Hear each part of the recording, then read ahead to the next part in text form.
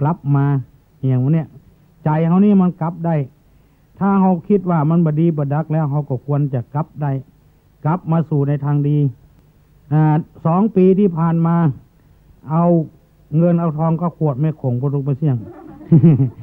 ลูกก็บ่ได้ห้ำได้เฮียนดีบึดย้ายโรงเรียน1บึดย้ายโรงเรียน1แล้วก็เอา2 ปีที่ผ่านมาไปนั่งสนามม้าไปเล่นม้าลูกก็บ่ได้ไปโรงเรียนจำเป็นต้องออกโรงเรียนเขาก็เล่นมา2 ปีแล้วการเวลาเปลี่ยนเครื่องพิสูจน์ถ้าลอยเขาก็ลอยแล้ว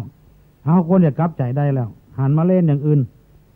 จากเล่นม้าเล่นหวยเล่นอะไรอย่างก็มาเป็นเล่นอย่างอื่นเอาไก่แจ้มาเล่นมันอย่างเนี้ยเพื่อนถึงคู่ประกวดกันหนุกประชันกันซื้อว่านซื้ออย่างมาเล่นหมูเนี้ยเพื่อนถึงแข่งกันอย่างหมูเนี้ยเล่นนกเขาแทนนี่สิ่งหมูเนี้ยเขาเรียกเขากลับใจบางทีอาจจะดีขึ้นมาเฟื่องฟูขึ้นมาก็ได้ธรรมะสำหรับกลับใจนี่มีหลายอย่างหลายประการด้วยกันก่อนที่จะเล่าจะเอาธรรมะมาสู่ท่านทั้งหลายในศาสนาพุทธนี้อยากจะให้ขอเล่าเรื่องจริงที่เกิดขึ้นมาแล้ว 2,500 กว่าปีมาในสมัยเมื่อสมเด็จพระภูมิพระภาคเจ้ายังบัดเสด็จดับขันปรินิพพานเตื้อมีเมืองหนึ่งมีพระเจ้าแผ่นดินปกครองอันนี้เป็นเรื่องจริงนะที่เกิดมาแล้วได้ 2,500 กว่าปีมาแล้วพระเจ้าแผ่นดินผู้ปกครองเมืองนี้ชื่อว่าพระเจ้าประเสนทิโกศล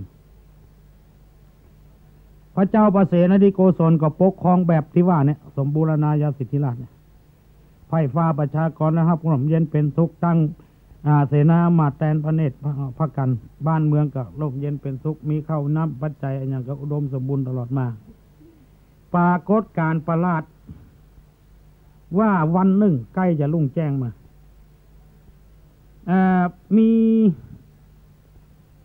มีแสงประหลาดเกิดขึ้นในอาวุธทุกชนิดในเมืองนั้นแปรปราบ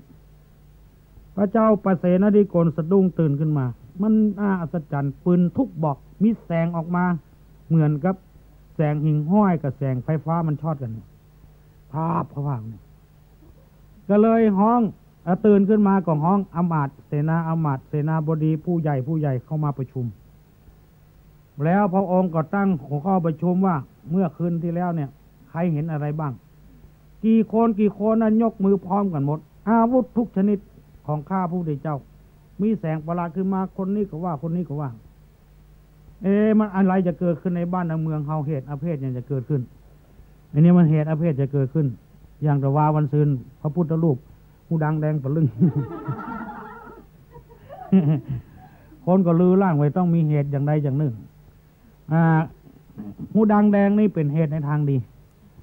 ไม่ทางดีคือจะมีสีมีสันอย่างเกิดขึ้นในบ้านในเมืองของเรา เดี๋ยวขี้มูกย้อยนี่มันดีมันทำมือคนขายยาแก้วัดได้ขายหนักขึ้น ไม่ใช่มันบดดีอันนี้เหตุอเพศเกิดขึ้นอย่างเงี้ยก็ถามไปถามมามีอมาตย์คนหนึ่งยกมือไหว้ขอเดชะพญาพุนเก้าตามที่พระองค์อยากทราบว่าเหตุการณ์อย่างเกิดขึ้นในเวลานั้นเวลาที่แสงอาวุธเกิดขึ้นนั้นอันอย่างเกิดขึ้นคือเวลานั้นอมาตย์คนนั้นบอกว่าลูกของเพิ่นเกิดเวลานั้นพอดีนี่พอเกิดเวลานั้นก็แสงอาวุธทุกอย่างแปรปรับเป็นว่าก็อัศจรรย์ก็เลยฮือปุโรหิตนี่คือเป็นหมอเมื่อนะโหนราชสำนักนะโหนประจำพระองค์เนี่ยเพื่อถึงตั้งไว้หรอกพระราชาเสด็จไปที่ไหนเอาหมอเมื่อมาลงก่อนไปได้ก็ไปไม่ได้ก็อย่างเงี้ยเพื่อต้องมีหรอกวิชาโหราศาสตร์เนี่ยเพื่อต้องถือกันหลายอย่างเพราะคนมันเป็นสามัญชนปุถุชนเขาไปใจพระอริยะเตือนถ้าพระอริยะนี่เปิ้นโป้นในอย่างบรู้เสียงละเพราะว่าผีบดีเนี่ยเปิ้นสามารถยับผีมาบังคับได้อย่างเงี้ยเขานี่มีคาถาสักตัวว่าผีบดีกันเดียวลายนั่นน่ะขนาดตู้เจ้าเนี่ยโอ้ไม้สลีนี่มันเติกไว้ฟันเนี่ยประท้องประทามไปฟันตู้เจ้าเป็นปักบิดปักเบี้ยวจะหลาย นี่เขามาแปะมันหรอกนี่เขาไปใจพ่อทหารหรอกอันนี้บางทีไปเข้าใจผิดนะคิดว่าทำอย่างนี้มันถูกต้องเขาจะเพี้ยวจะทางให้มันถูกต้องแต่มันถูกจริงๆแต่ว่าเขาจิตใจของบุปผลภาวะนั้นมันมีลูกคเทวดาหรอกเทวดารักษาต้นไม้นะบรรพตเทวดารักษาภูเขาอย่า อากาศเทวดาเทวดาสาอากาศมันดึงมีเป็นอย่างพุ่นแปลเป็นอย่างอี้โลกม่วนมันจะตาย ไอ้เนี่ยเขาบุงหูเรื่องหูเราเขากับป้ากันไปตัดไปฟันบางทีเหตุอเพศมันเกิดขึ้นโหแล้วจะสำนักบนหนึ่งตั้งไว้บางทีเขาจะออกบ้านไปปลดแต่งตัวจะดีแล้วจะกิมตักเขียนนะเขาก็ไปถ้าไปกับยุ่งละมันดึงจอกเนี่ย เพื่อเขาไปบ้านเพื่อนมันดึงตักเขาละมันตักเขาก่อนเขาก็มันแจ๊ะป้าเขาก็แจ๊ะป้าแค่มันนะ ไม่จำไว้เนอะตรงนี้นะไม่จำไว้ก็ไปบ้านเพื่อนนะจะกิมแจ๊กเขาแบบก็เธอเสนอฉันต้องสนอง เพื่อนแก้เคล็ดเป็นอย่างนี้หรอกแก้เคล็ดเป็นอย่างนี้เนี่ยหวยนี่นะถ้าเขาได้เลขดีๆนะ สมมติเขาคือ758เนี่ย785 578อย่างวันเนี้ยนะเขาบางทีมันเจ้ามือนี่นะมันปิ้นประตูไปเสียงอ่ะจริงๆนะเขาเล่าให้ฟังนะ วันหวยออกเลยนะเจ้ามือนุ่งเสื้อปิ้นผ้าถุงนี่ก็ปิ้นนี่มันเป็นอย่างนี้นะเขาก็ต้องปิ้นเลขของเขาอ่ะ 758 785อย่างปิ้นประตูไปเสียงอ่ะวันนั้นเขาใครถูกหวยเขาปิ้นเสื้อปิ้นผ้าเขาอ่ะ ที่นอนที่อย่างมดอ่ะหมอนเอาไว้บนหัวกับไว้ตั้งปลายตีนนี่เปิ้นปิ้นหมดเนี่ยเป็นอย่างนี้นะเปิ้นมีเคล็ดของเปิ้นน่ะเฮาสุ่ม4สุ่ม5ใส่ไปเฮาดึงหมูเรื่องนี่มันเคล็ดของมันคือคนเฮายังมกมุ่นอยู่ในความโลภความโกรธความหลงมันก็ต้องถือมันศาลพระภูมิกับศาลพระที่ไหว้พ่อไหว้แม่อย่างที่เขาทำอย่างเนี้ยอย่างนี้เขาต้องทำเขาไปว่าเป็นเรื่องไร้สาระมาได้คือเฮายังเป็นผู้ดุชนอยู่ตุลุงก็ยังมีเสื้อวัดอยู่มีเขาไม่สลีอยู่เวลาเนี่ยอย่างก็คือจ่ามันดึงมีหรอกไปบอกเสื้อวัดเสื้อวาเห็นเนอะบอกไว้นั่นให้ว่าเขาเป็นบ้าเขาเป็นเขาหูอยู่หรอกไม่เป็นยังไง อันนี้คือไม่ต้องมีอย่างเงี้ยโหนราชสำนักโหนประจำพระองค์บนมีหรอก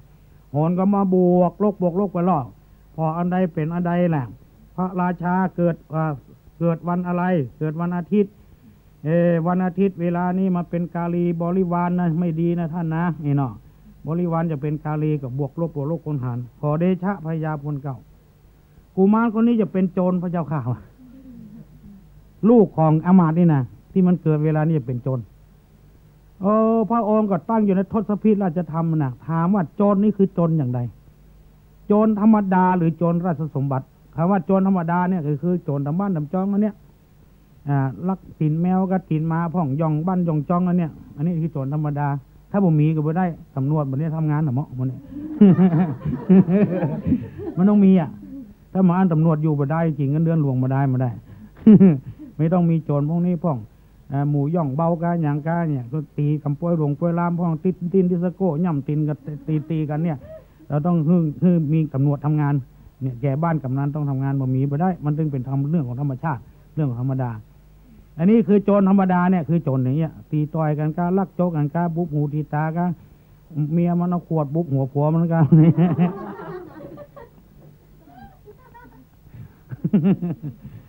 นี่อย่างโมเนี้ยมันแจ้งกันด่ากันมันเป็นธรรมดาละอะไรราชโจรราชสมบัติในปล้นราชสมบัติคือหมายก็ว่าจะปฏิบัติวัดบัลลังก์เนี่ยคือหมายก็ว่าจะตั้งตัวเป็นกษัตริย์แทนพญาเจ้าเมืองตัวนั้นตัวนี้กาเพื่อนถามอย่างเงี้ยก็เลยฮิตกับมาพอไปพอมาอันนี้องศามันอ่อนองศาของพระราชานี่อยู่30องศาไอ้ตัวนี้มันอยู่แค่15องศาแสดงว่าไม่ใช่ปล้นราชไม่ใช่ปล้นราชสมบัติเป็นโจรธรรมดาพระเจ้าค่ะ อามาตย์ก็ทูลอย่างนี้จะได้เมื่อมันเกิดโจรขึ้นมาเหตุการณ์อย่างนี้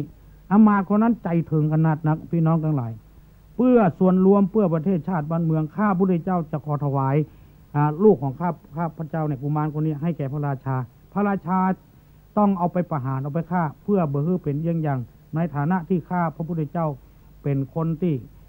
รักษาบ้านรักษาเมืองมีความเด็ดขาดเมื่อเจ้าบ้านบอกไว้ใจแล้วควรจะลาออกจากได้ เสียสละได้โลกลาได้แล้วเนี่ยก็เพื่อความร่มเย็นเป็นสุขของประเทศชาติบ้านเมืองเสียลูกพระราชาก็มาขอปโลหิตพิจารณาทำกรรมเอาไปเอามาเอาอย่างนี้ดีกว่าเราต้องใส่จื้อมันคือมันดีๆจะเอาบะฆ่าไปแกงอามาตย์ต้องเลี้ยงมันไว้ต้องใส่จื้อมันทำไมใส่จื้อดีที่สุดว่าอหิงสกะ อหิงสานี่แปลว่าไม่เบียดเบียนแปลว่าเด็กชายที่ไม่เบียดเบียนใครใส่ชื่อมันไปก่อนเถอะนี่ว่าไอ้ชื่อนั้นสำคัญชะไหน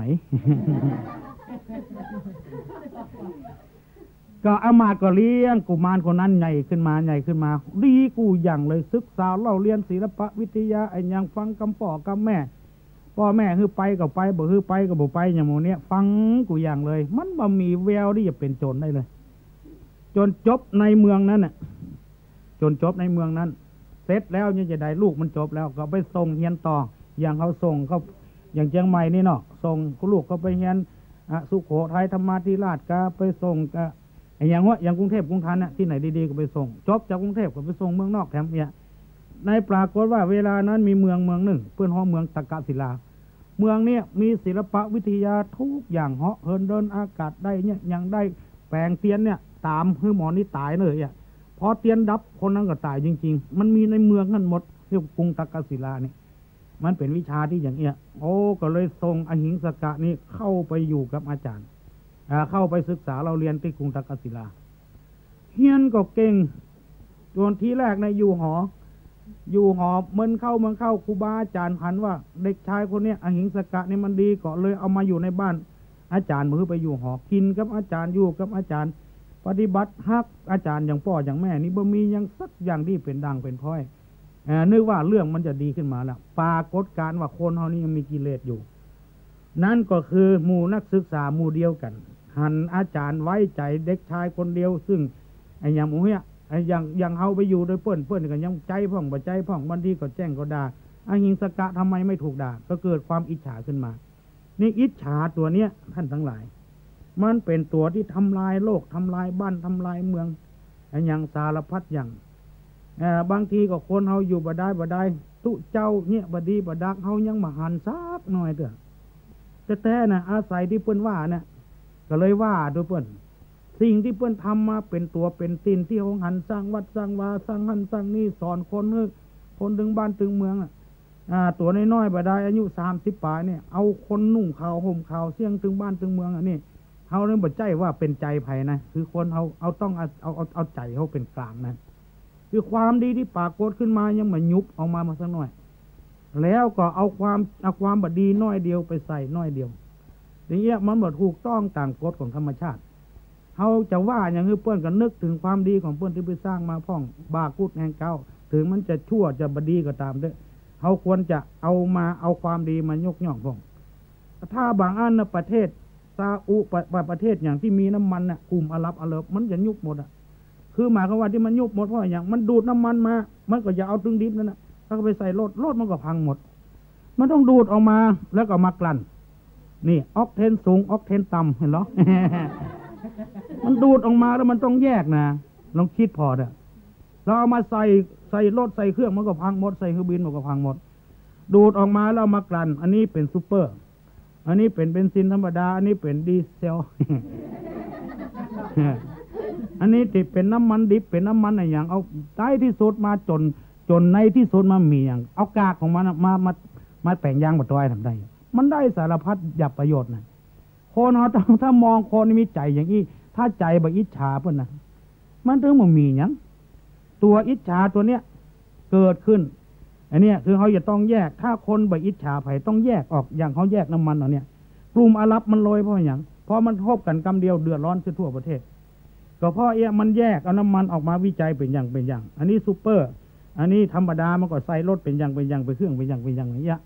อันนี้ออกเทนสูงออกเทนต่ำอะไรเงี้ยมันของมันมีอย่างเงี้ยมันก็หูเรื่องหูราวมันก็ขายได้เป็นอย่างออกเทนสูงน้อยก็แป้งน้อยออกเทนกลางอย่างกลางกับกลางอย่างต่ำอย่างเงี้ยมันก็แยกออกมาอย่างเงี้ยอย่างเอาหั่นปูเนี่ยมันนึกว่าปูเนี่ยครบเข้าก็จังบรูเสียงเราเอามาแปลงอย่างอื่นก็ดีอยู่นะแปลงน้ำพริกน้ำปูก็ได้อยู่นะมีกล้ามีศีลประโยชน์มันยังมีอยู่อีกอะหมดต้องว่าอย่างมดง่ามมันก็มีประโยชน์หมู่เกษตรนี่เขาบอกว่ามดง่ามเนี่ยมันพรวนดินนะเขาว่ามันบดีนะเตื้อครบหัวเขาก็จังไปจังบอกไม่เกิดมาอย่างหมู่เกษตรนี่หมู่นึกว่ามดง่ามอยู่ตอมเก้าไม้ใดเก้าไม้นั้นใหญ่เว้ยมันพรวนดินน้ำมันจะเข้าไปเนี่ยมันมีประโยชน์พวกเปิกไม่มีประโยชน์รู้เสียงถ้าเขามองอย่างนี้นะโลกเขาจะกระจ่างอันนี้หมู่นักศึกษาของ ที่อยู่รุ่นเดียวกันเนี่ยอิจฉาองคุลิมานแม่อยู่กับพิเศษกินกับพิเศษอย่างพิเศษหมู่เขาก็ตั้งกลุ่มกันขึ้นแล้วประท้วงวิธีประท้วงยังไงหาโทษว่าองคุลิมานเนี่ยที่ได้ดีกับอาจารย์เนี่ยเพราะใดเพราะเขาจะทำลายอาจารย์นี่ทำลายอย่างไรคือเขาจะฆ่าอาจารย์น่ะมันเอายาพิษไปใส่แกงวันหนึ่งอาจารย์กำลังจะกินข้าวอยู่รับประทานอาหารไอ้ตัวหนึ่งร่นไปเปียแขนอาจารย์นี่อาจารย์อย่าไปกินนะไอ้นี่องคุลิมานมันเอายาพิษมันเปลี่ยนไปบ่ได้มันเปลี่ยนไปบ่ได้ก็เดียวหมูนั่งกับมาบอกหมูนั่งกับมาบอกอาจารย์กันเลยมันถ้าอย่าเป็นอย่างอันแท้ก็มันจะมีคนเดียวหลายคนมาบอกเอาอย่างนี้ก็เลยบ่กินเมื่อไปตั้งข้อสังเกตล่ะตั้งข้อสังเกตคุณนายเมียอาจารย์เปิ้นใจเปิ้นซอยนั่นกันนี่ก็เลยไปชุบจิบจิตนินทาเนี่ยระหว่างเมียอาจารย์ครับองคุลิมานมันเป็นจู้เป็นอย่างกันเนี่ยเอาแล้วคนเฮามันไม่ใช่พระอิฐพระปูนอย่างว่าเนาะมาถูกยุยงเข้ายุงข้องอาจารย์ก็ใจความสังเกตมันจะฆ่ากูแท้รู้นี่อย่างนี้จะได้จะฆ่ามันจะไล่มันก็อินดูมันอยู่เพราะผลประโยชน์ที่เขาได้รับมันเนี่ยการงานในอย่างเขาบ่ต้องจ้างคนมันทำได้ซักผ้าถึงของอาจารย์ก็ของเมียของอาจารย์มันทำหมดสารพัดมาพิจารณาใจปัญญาเนี่ยใจมันสมองวันหนึ่งก็ห้ององคุลิมานมาบอกนะอาจารย์นะเพราะองคุลิมานแต่ก่อนนะชื่ออหิงสกะแล้วบัดเดียวนี้จะเปลี่ยนเป็นองคุลิมานยังไม่ได้เปลี่ยนเถอะอหิงสกะเธอจงมานี่ก่อน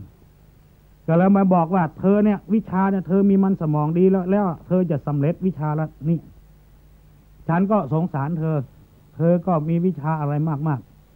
วิชาที่เธอจะได้ที่สุดนะเยี่ยมยอดที่สุดชั้นยอดที่สุดคือมีวิชาหนึ่งเธอพอจบนี้แล้วเธอจะเหาะเหินเดินอากาศได้หายตัวได้อย่างได้สารพัดอย่างอหิงสกะก็ดีใจมันดีใจว่าเธอดีใจว่าเธอจะสำเร็จงั้นเลยก็ได้เฮียนแล้วแบบสำเร็จจะได้มันบอกมันมีอยู่อย่างหนึ่งที่เขาว่านะมีหันอย่างหนึ่งเนี่ยน้อยหูน้อยหันเนี่ยแล้วน้อยปากมาได้เนี่ย มันมีหันอย่างหนึ่งเธอจะทำไม่ได้ถ้าเธอทำได้นะตระกูลของเธอเนี่ยจะมีหน้ามีตาโอ้คนจะเรื่องจะลือเนี่ยจะได้อาจารย์ก็แต่งนี่อย่าบอกมันก็บอกง่ายๆก็เลยบางคนเอามันเป็นอย่างนั้นหรอกเสื้อเขาหันในอย่างในตรงเสื้อขอกไว้เขาปิดนี่นะ มีลายหนึ่งหรอมูลีพระจันทร์น่ะมูลีพระจันทร์มันเปลี่ยนกล้องใหม่อย่างเพื่อนมาถามมูลีเนี่ยอพอลโลแต่งปิดไว้ลู่จนถุงเสื้อพระชีกเอาไปมากับมูลีพระจันทร์อันนี้คนเอามันต้องหลอมร้อนมันไข้หันนะไข้หูนะหูอย่างมันบอกบอกว่าเคียงเถื่อมันจินบ่ลำนอนกับบ่รับไอ้เจ้ากุมารอหิงสกะก็ไข้หูแหละเรื่องไปไหมได้เอาเข้าอาจารย์ก็เร็วว่าแกบอกว่าที่เธอจะทำไม่ได้นะเธอจะเหาะเหินเดินอากาศไปได้นะคือมีอยู่อย่างหนึ่งจะต้องหานิ้วมือคนเอามายกขู่ได้1,000 นิ้วก่อนนะเนี่ยเธอจะทำมาได้เพราะเธอนะเป็นคนมีเมตตาธรรมอหิงสกะว่าตระกูลผมนะเบียดเบียนไผ่อหิงสกะแปลว่าไม่เบียดเบียนใครผมก็ทำมาได้อาจารย์เมื่อทำมาได้เธอก็แล้วไปบัจ้างยี่ใดละ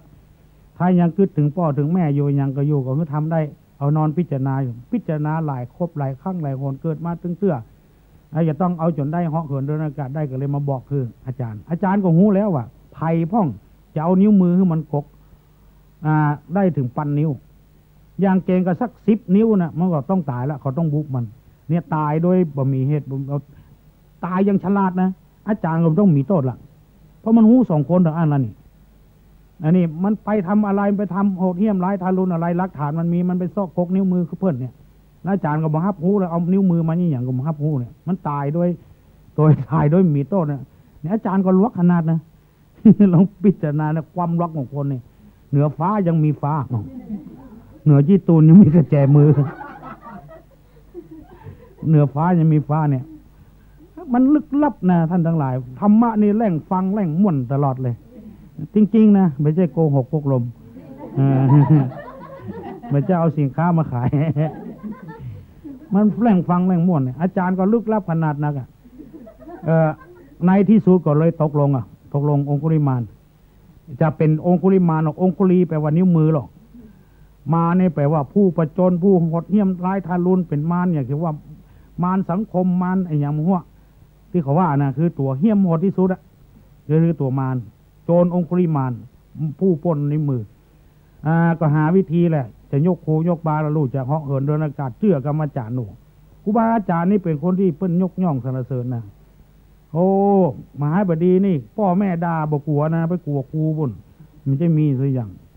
เนี่ยขนาดปราบปรามโจรได้นะครูบาอาจารย์นี่นะเพราะน่าเป็นที่น่าเสียใจครูบาอาจารย์บางคนนี่ทำตัวบ่ฮื้อลูกศิษย์ลูกหาได้เคารพนับถือก็เป็นที่น่าเสียใจทั้งที่เขายกย่องเงินแต่เห็นในสมัยนั้นเปิ้นเป็นอย่างนั้นก็มีเรื่องลงหนังสือพิมพ์มี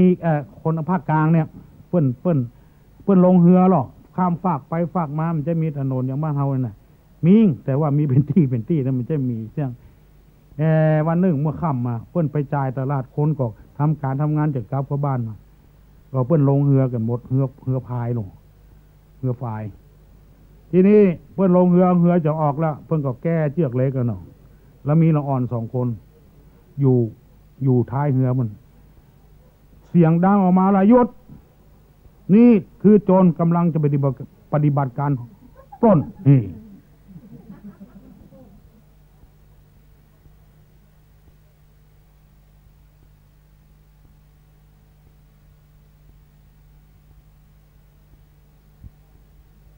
ละอ่อนกำลังจะปล้นมี2 คนมันบอกว่าหยุดนี่คือโจรกำลังจะปฏิบัติการปล้นมันว่าทุกคนอยู่ในความสงบห้ามขยับขยื่นมันก็จักมีดออกมามุสลิมแล้วมีคนหนึ่งเกินคนกลางคนเนี่ยอายุประมาณสัก50 ปลายได้ยินเสียงนี้จำก็เนี่ยจะได้โจรกำลังปล้นคนอยู่ในหัน20 กว่าคนแล้วจะเป็นเหยื่อของโจรหมดก็เลยเอิ้นไปเสียงนี้ฉันจำนะฉันจำว่าเป็นเสียงของนายจ้อยใช่หรือเปล่านายจ้อยก็จำเสียงนี้เหมือนกันอันนั้นของอาจารย์พลใช่หรือเปล่าใช่เธอกำลังจะทำอะไรลูกศิษย์ของอาจารย์บอกกองว่าดังอี้นั่นน่ะมันจำเสียงอาจารย์มันได้ครูมันได้2 คนมันบอกว่าขอโทษอาจารย์ปากันวิทย์ลงเรือหมดหมู่อยู่ในเรือนั่นสามารถรอดจากอันตรายทั้งปวงเลยทรัพย์สมบัติก็ต้องไปเสี่ยงซะอย่างอันนี้เกิดจากครูบาอาจารย์นี่เนี่ยมีประสิทธิภาพนะเพราะฉะนั้นลูกศิษย์ถ้าอาจารย์ว่าจะได้ลูกศิษย์ก็ถึงว่าอย่างนั้นถ้าอู้ถึงอาจารย์ไทยเขานะแล้วก็คนที่เฮียนก็คือคนไทยเขานี่พ่อแม่เขาสอนอย่างนั้นถ้าไปสอนคนอย่างอื่นมาได้ความเพื่อนมาได้สอนเรื่องกตัญญูกตัญญูอย่างเนี้ยก็มีลูกศิษย์อาตมาเป็นครูนะเป็นเจ้าเขาไปสอนนักเรียนบนเจ้าเขามันสอนนักเรียนบวกเลขคณิตศาสตร์เนี่ย2 บวก 2เป็น4นักเรียนท่องอยู่ประจำ2 บวก 2เป็น4 2 บวก 2เป็น4แต่วันมันเปลี่ยนทำหลังมันเขียนเลข3ไว้เลข1บวกกันนักเรียนดูกระดาษนี่นะ3 บวก 1เป็น4นักเรียนพอหน้ากันมุกมากครูนี่วอกเงาบ่กาว่า2 บวก 2วันนี้3 บวก 1เป็น4นะบอกนี่มันด่าครูวอกนั่นเนี่ยมันก็บอกเรื่องว่าครูวอกนี่มันจะเป็นกรรมดีบ่ดีมันเข้าใจเพราะมันเฮียนมาจะใดเฮียนเป็นอย่างนั้นหรอเนี่ยเป็นอย่างนี้นะก็มีละอ่อนมุเซออยู่ตัววัดตัวตุลุงมันห้องไปห้องปล้นไปบอกว่าอาจารย์อย่างเขาหมามาปล่อยกี่ตัว3 ตัวครับเป็นหมาอย่างหมาแม่ยิงวะ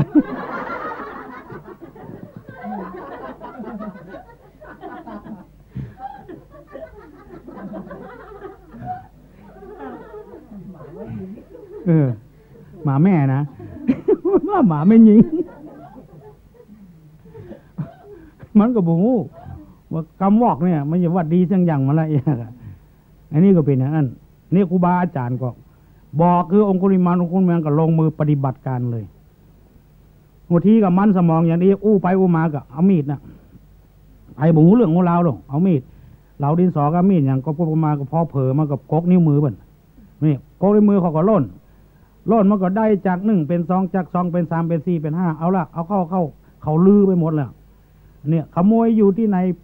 นอยู่ที่ไหนก็ถึงหูหรอกหูเรื่องหูราวมูที่จังอากาขายยาเสพติดนิกาน่ะกาอาวุธเถื่อนนิกาหรือว่าสมขอโทษเด้อกาไม่ย่าไม่ยิงนิกาเพื่อนอยู่ในบัญชีของตำรวจมดสายลับเพื่อนถึงมีหมดเขาบุงูซึกตัวอะไรถึงวันเนี่ยเฮิกเหิมเขาทำได้มันมีรักประทานมาได้หรือเพื่อนจับมาได้อัน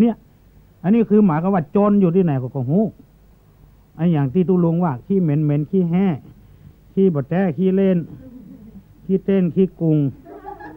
ขี้ชูบุญผู้ชูบุญไปขี้เขี้ยวขี้เบลไปขี้ไถขี้ใสไปขี้ค้ำขี้ดำไปขี้มือพอตำประตูเนี่ยดำผิงขี้มือร้อนขี้เป็นเรือกับขี้ลักเนี่ยคำว่าขี้ลักก็คือโจรคือขโมยนะมันตีนหม้อมือหม้อเขาหูกันหมดเลยเขาน้ำบัดได้ลักฐานมาได้ภายมือหม้อเขาถึงหูประตูเสียงเข้าบ้านมาเขาถึงระวังแล้วเฮียมันเป็นอย่างนี้โจรองคุลิมานไผ่ก็ลือทั่วบ้านทั่วเมืองหมดไปนั่งอู้ไผ่ได้ไผ่บดึมคือมันเข้าใกล้แล้วลูกมันหมูซึกตัวมันเรียกว่าอู้ไผ่ได้อย่างเก่าบัดได้แล้วในที่สุดมาอย่างไรก็มีวิธีเดียวที่ได้นิ้วมือคือฆ่าเลือดเข้าตาลูกจะยังได้จะเหาะเหินเดินอากาศได้ก็ฆ่าพระคนเฒ่าคนแก่คนไผ่บงหัวเตื้อคนแก่โยกมือไหวขอเตื้อไปเนี่ยอุ้ยเท่าละโอ้ว่ายังเข้าหรือก่อน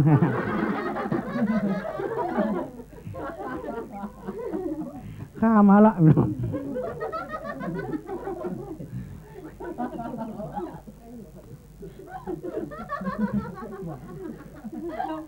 มันฆ่าหมดข้าวในมือหรอก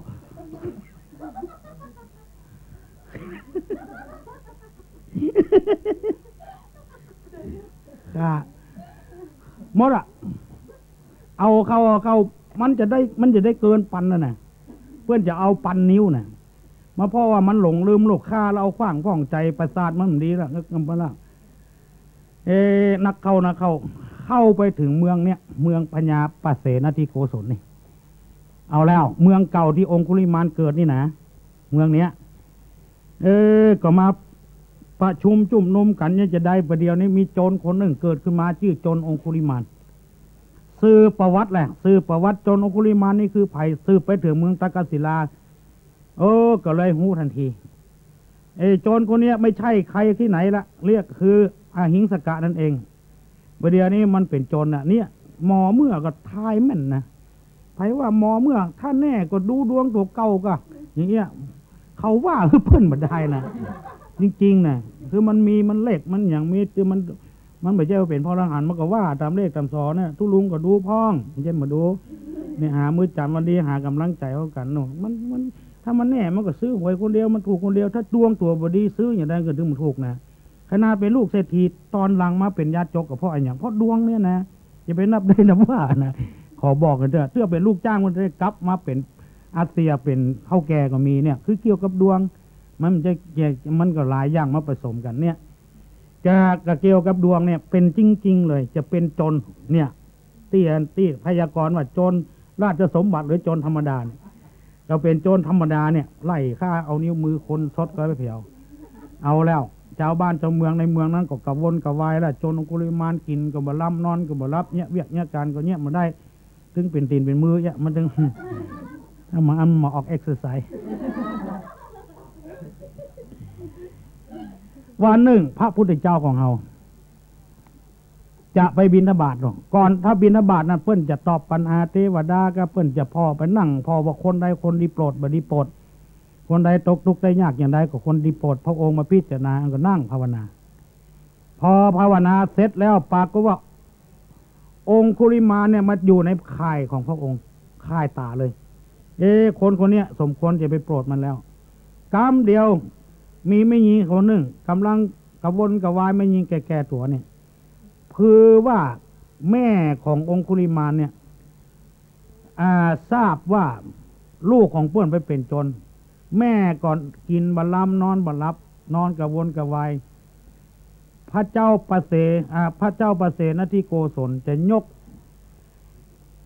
ห้องหมู่ทหารตำรวจมาประชุมกันภัยปะที่ไหนจับเป็นไม่ได้ให้จับตายเลย เนี่ยเพื่อนประกาศควยบ้านควยเมืองแม่ของเพื่อนได้ยินว่าเพื่อนจะจับตายลูกของไผ่ลูกของมันของนี้เพื่อนมาจ้างว่าลูกไผ่กระใจมันจะเป็นอ้างเป็นเป็นบิดเป็นปักบิดปักเบี้ยวลองไปว่าคือเพื่อนเถอะแม่เพื่อนจังมันจะตายเนี่ยที่ตัวนี้มันจะหางามตาลี่เนี่ยลองแม่มันได้ยินนะแม่มันจังของเขาไม่ตายอันนี้ลูกไผ่ใจมันโคนเอามันเลือกที่เกิดมาได้ตู้ตัวนี้มันจะหางามเนี่ยขี้ปุ่มใหญ่ลองแม่เพิ่งมาได้ยินเขาใส่แม่เป็นจังนนเนี่ยแม่ตู้ตัวนั้นเรื่องประกอบ ก่อนเนี้ยจะได้ท่านทั้งหลายแม่เพิ่งก็ออกไปซ้อหาลูกเพิ่นบอกห้ามว่าองคุลิมานเดียวเนี่ยลูกของท่านพระเจ้าอิงอหิงสกะแล้วนะมันปะไผ่มันฆ่าหมดเลือดมันเขาตายจังเกะตายกับลูกจังมันแม่ก็ออกแล้วคายหมูเนี่ยอยู่ในพยานของพระพุทธเจ้าเลยพูดว่าโอ้มาได้แล้วองคุลิมานมันกำลังจะฆ่าคนประเดี๋ยวเนี่ยแม่มันกำลังไปตัวหาลูกมันเกือบจะถึงแล้วเปิ้นหูโลกเปิ้นปั๊บอย่างของเปิ้นได้เนี่ยเหมือนกับเขามีอย่างมีอย่างพิเศษอย่างห้านสรรพสินค้าต่างๆเปิ้นมีทีวีของเปิ้นเปิ้นห้องอย่างก็วงจรปิดวงจรปิดไผ่ลักไผ่เปียอย่างมันหันในวงจรพุ่นหมดละอ่อนบ้านเฮาหมูเหลืองของเราเปียงเปิ้นใส่กระเป๋าเตียวกำเดียวโดนล่ะเนี่ยคายของผู้ใดเจ้ามันเป็นโลกุตระ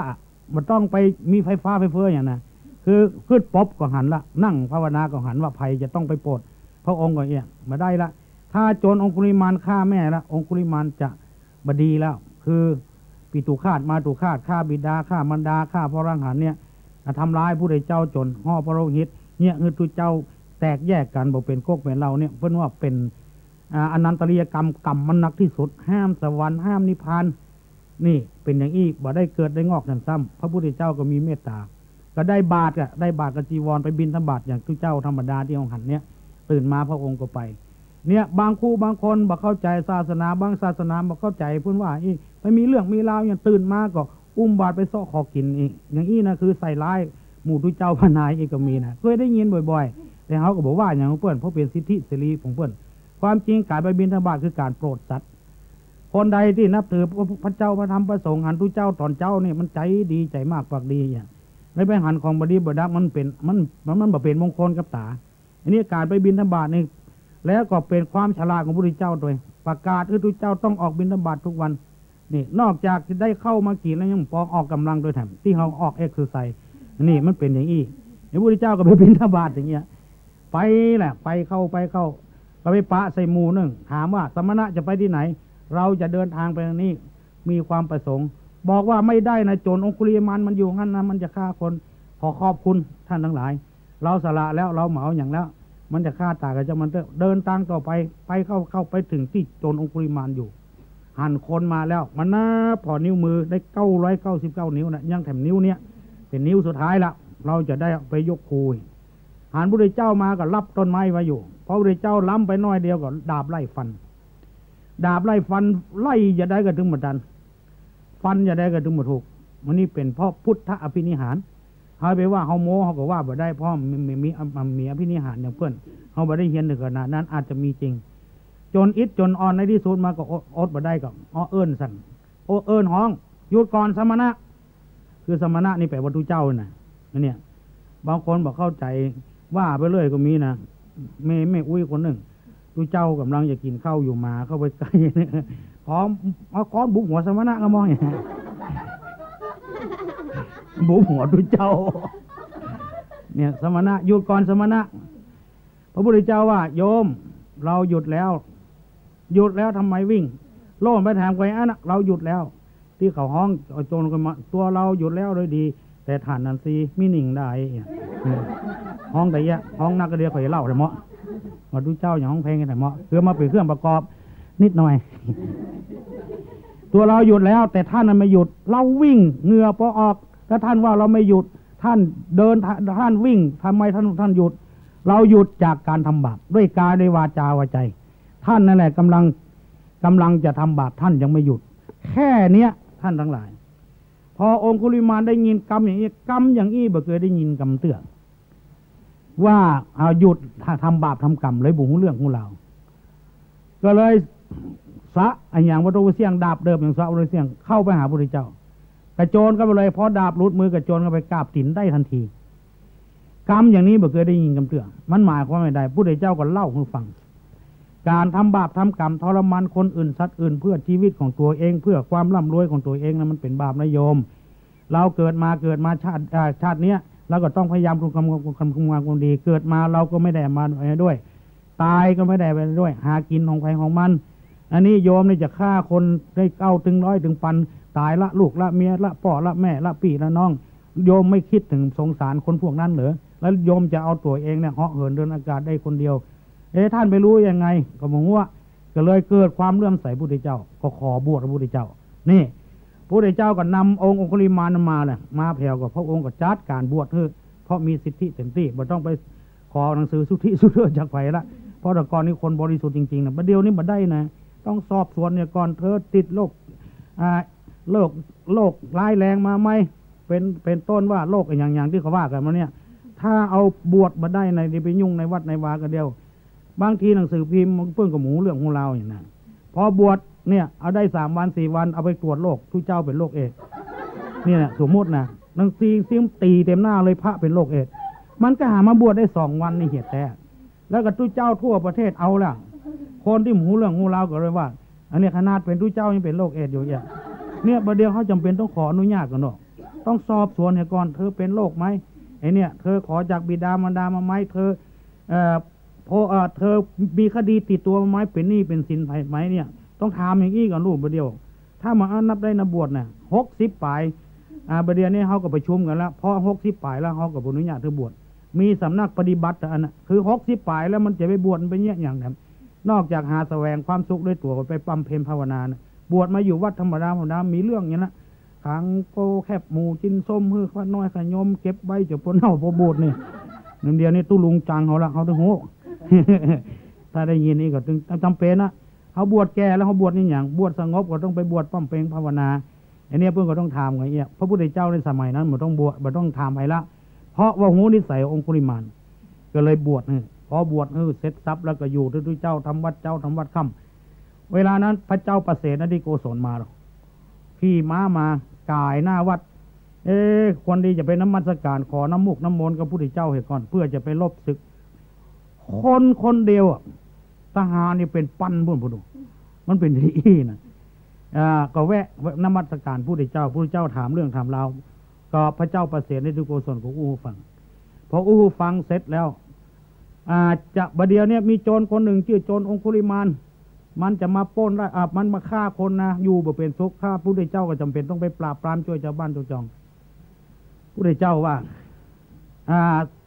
ขอถวายพระพรมหาบพิตรราชโสภารเจ้าสมมุติว่าเวลานี้โจรองคุลิมานย้างจากการฆ่าคนแล้วมาบวชโกนหัวโกนคิ้วถ้าพระองค์อยากทำอะไรถ้าสามารถทำอย่างนั้นได้นะโจรองคุลิมานจะขอไอ้อย่างฮื้อหมดเลยอยากจะสร้างกุฏิให้หลังหนึ่งราคากี่หมื่นกี่แสนก็จะสร้างบิณฑบาตบ่ต้องไปบิณฑบาตก็ได้ข้าพระพุทธเจ้าจะถวายเข้าถวายน้ำจริงๆเหรอจริงๆพระพุทธเจ้าก็เลยจี้มือนี่องคุลิมานอยู่นี่บวชเป็นพระเจ้าแล้วหรอเสนาหมู่นั้นทหารหมู่นั้นกองหันองคุลิมานตาใส่มาโล่นนะพระเจ้าประเสริฐที่โกศลก็โล่นเพิ่งก็เลยตู้เจ้าหนุ่มทั้งหลายก็จักแขนไว้ก็เลยทำความเข้าใจกันว่าเรื่องราวมันเป็นมาอย่างเงี้ยเอาอาวุธต่ออาวุธไปสู้กันมันถึงแบบสงบสักเรื่องระหว่างลาวกับไทยยิงกันระวังแล้วที่บ้านล่มเก้านี่มันตึงเหมือนยังอ่ะเสื่อพอว่าเอาอาวุธโดยธรรมะเนี่ยมีคนเดียวไปเจรจาสงบศึกเราจะยุติในการยิงเมื่อเดียวนี้การไปกันมาก็สะดวกค้าขายแล้วมีคนหนึ่งถึงบอกว่าเราจะเอาสนามรบเป็นสนามการค้าเมื่อเดียวนี้สนามรบก็เป็นสนามการค้าจริงๆนี่เอาทรงปูนทรงเล็กไปเปิ้นไม้บ้านเฮาหมีกับโคนไม้บ้านเปิ้นขึ้นมาชาวบ้านชาวเมืองเขาบอกได้มองความดีของรัฐบาลในแง่นี้หรอกไปมองในแง่อย่างพี่เบาหัวเยอะก็เลยว่าเปิ้นบดีควรจะละเอาได้อย่างวันเนี้ยคือมองในแง่บดีสงบเพราะอย่างนี้เพราะปากเพราะคุณธรรมต่างคนมีคุณธรรมแล้วพระพุทธเจ้าก็สอนอย่างเงี้ยสอนตอนนี้ไปขอจะไปเบียดเบียนซึ่งกันและกันมันเรื่องแล้วก็แล้วไปองคุลิมานเพื่อก็กลับใจได้เพราะฉะนั้นเอากูคนถ้ามันจวดจ้าสามานด้วยกายด้วยปากด้วยใจเขาก็แก้ตัวได้เขาก็สามารถกลับใจได้ที่สุด วิธีกลับใจได้นี่จะได้คือหนึ่งถ้าหากเราเป็นคนบ่มีเมตตาทำคนพอคนในแง่ได้มองคนในแง่ได้คือมีเมตตาทำกับมันเนี่ยอย่างคนที่มันป้อนคุกป้อนคอกออกมาเนี่ยจะไปรังเกียจมันสุมาเถอะละอ่อนไม่หยาไม่ยิงมันหลงอกหลงใจมันเปื้อนชวนมันไปตั้งบดีบดักมันกลับใจมาเข้าบ้านเขาจองเขาก็ควรผูกมีดผูกฝืนมันจะไปรังเกียจเปิ้นเพราะว่ามันหลงไปแล้วองคุลิมานโคนเท่านี้ชั่ว7 ทีดี7 หนเนี่ยตู้เจ้าบดีตนเดียวบได้ยังมีตู้เจ้าแถม300,000 ปลายก่อนยังดีอยู่นี่ บางทีเปิ้นอาจจะดีก็ได้บดีก็ได้เขาก็บอกหูเรื่องหูเราเนี่ยมันกลับใจได้เขาก็สามารถกลับใจได้เนี่ยถ้าทำอย่างนี้ได้หน่อยคนเขามันจะดีขึ้นมาต้นไม้ต้นตอกที่มันหักมันอย่างเขาก็มาตัดมันอย่างที่เขารวยกับต้นไม้ก็เพราะเขาหูนิสัยต้นไม้ตัวเขาเองก็ต้องหูนิสัยตัวเขาอันใดที่มันเป็นโรคภัยไข้เจ็บมาเบียดเบียนก็คือมีเมตตาธรรม2คือมีสมาชีวิตาคือประกอบอาชีพได้ก็เอาบ่ได้ก็มาเอาอย่าไป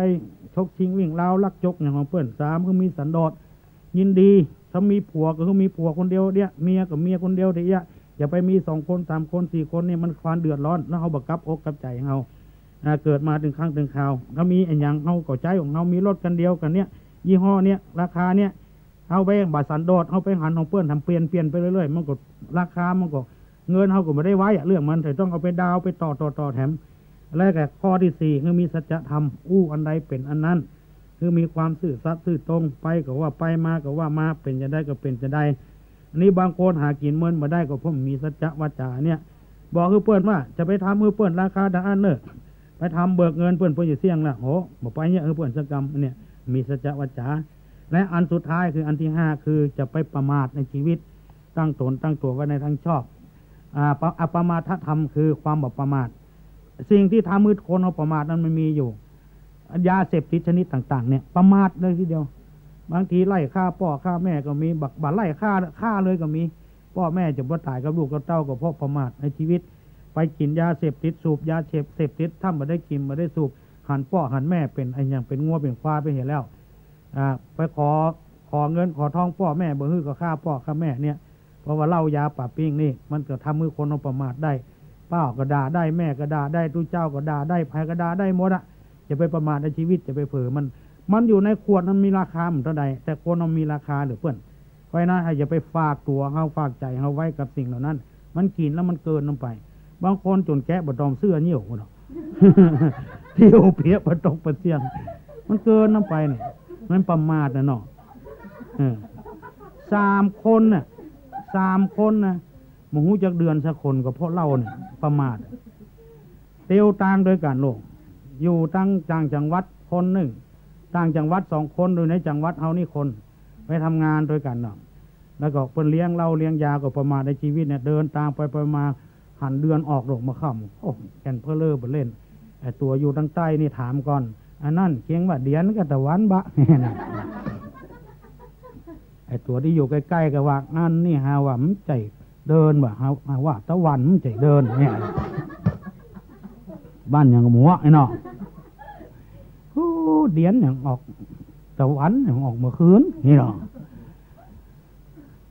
หมอนึงว่าตะวันหมอ1 เดือนไอ้คิดว่าเดียนก็ตะวันหาว่าตะวันว่ามันใจเดินเนี่ยตะวันอย่างออกเมื่อคืนเนี่ยเที่ยงก็ฮะมาจ้างมาย่างแต่คนอดบ่ได้ทำสู้เที่ยงห่างก่อนบ่เพื่อปัญญาตาวประเดียวก็อันนั้นนะข้าว่าเดียนกับมันว่าตะวันแน่แล้วอายว่าอย่างพอรู้หาไปหูจะดอยไปทำห่างหาปัจจัยเจ้าบ้านนี้รู้บ่ว่าก็ดูก็เดือนบ้านมันอย่าหน่วยอย่างใดมันก็เดือนแกนเดียวกันนั่นแหละเขาก็จะงืดอ่ะประมาทขนาดนักอ่ะ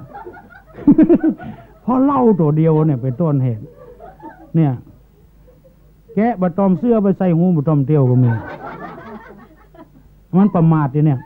เพราะฉะนั้นจะไปประมาท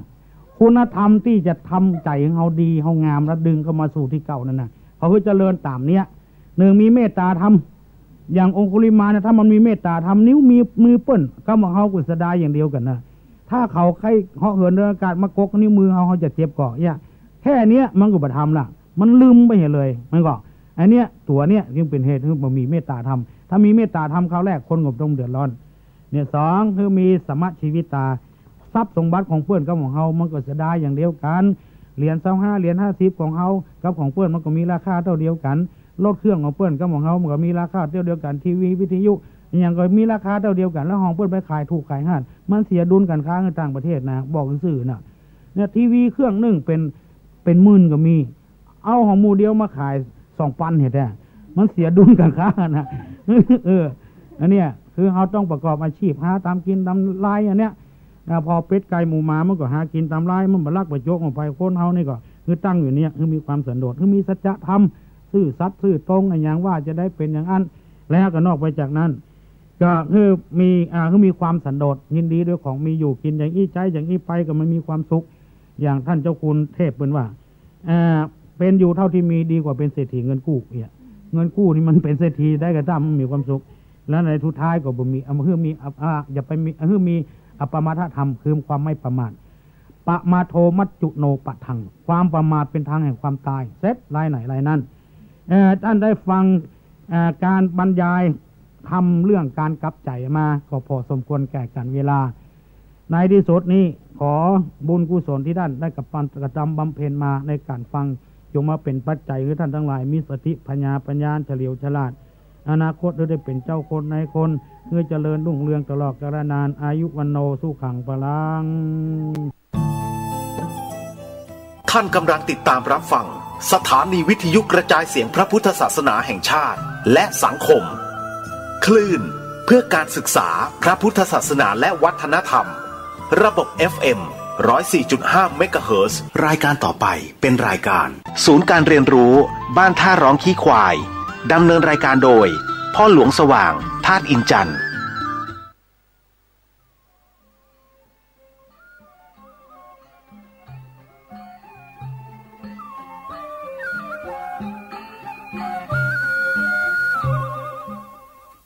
ขอตั้งจิตอธิษฐาน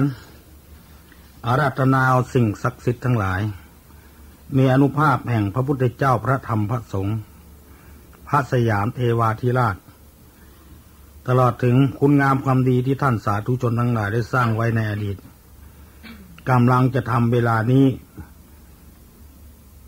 และบุญบารมี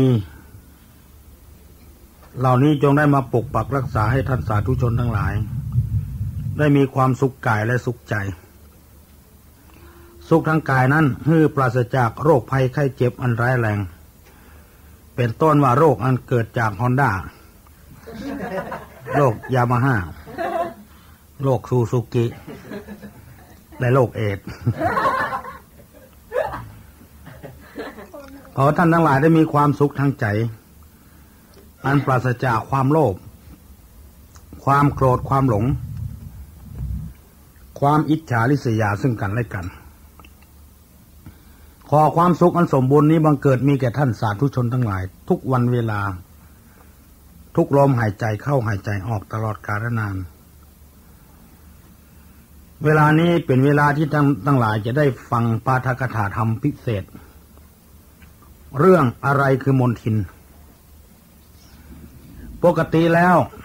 ของที่สกปรกติด8เสื้อที่ฝาเราจะฮ้องว่าสิ่งเหล่านั้นคือมนทินมนทินภายนอกนี่เราอาจจะหู้และหันได้เพราะว่าหันด้วยตาเปล่าสิ่งใดที่เป็นมนทินเป็นสิ่งสกปรกเป็นสิ่งที่ทุกคนบ่ปรารถนาบ่ต้องการถ้วยก็ดีจานก็ดีที่สกปรกเราใส่แกงใส่น้ำใส่อันใดอันหนึ่งมากินอาจจะเกิดเชื้อโรคได้แต่จิตใจของเรานั้นเราบ่สามารถที่จะรู้ว่าอันหยังพ้องเป็นมลทินที่8จิต8ใจถ้ายิ่งใจเอาสกปรกก็ยิ่งจะเกิดเชื้อโรคขึ้นเท่านั้นเชื้อโรคที่ว่านี่คือความเดือดร้อนความวุ่นวายความบดีเกิดขึ้นทั้งตัวเองและคนอื่นเพราะฉะนั้นท่านสาธุชนทั้งหลายเฮาจะยังไงรู้ว่ามลทินที่เกิดจิตตึกจากใจเฮานี่มีอันหยังพ้องคำโบราณเพิ่นว่าตามีหน้าพอหน้าบ่หันกรรมนี้ถ้าฟังบัดทีเขาจะบ่ฮู้เรื่องถ้าฟังกรรมทีจะฮู้เรื่องว่า ว่าตาที่อยู่ที่หน้าไผ่หน้ามันเวลานี้ไผ่หันหน้าตัวเก่าห้อง อาตมากับบ่หันหน้าตัวเก่าโยมกับบ่หันหน้าตัวเก่าแต่หน้าคนอื่นหันหมดคนใดมีขี้ตาก็หัน บางคนพอบเจ็ดขี้ตาใส่มง อันนี้แหละพ่อเอาบ่หันนั่นแหละตามีที่หน้าเฮาแล้วเฮาพอหน้าเฮาบ่หัน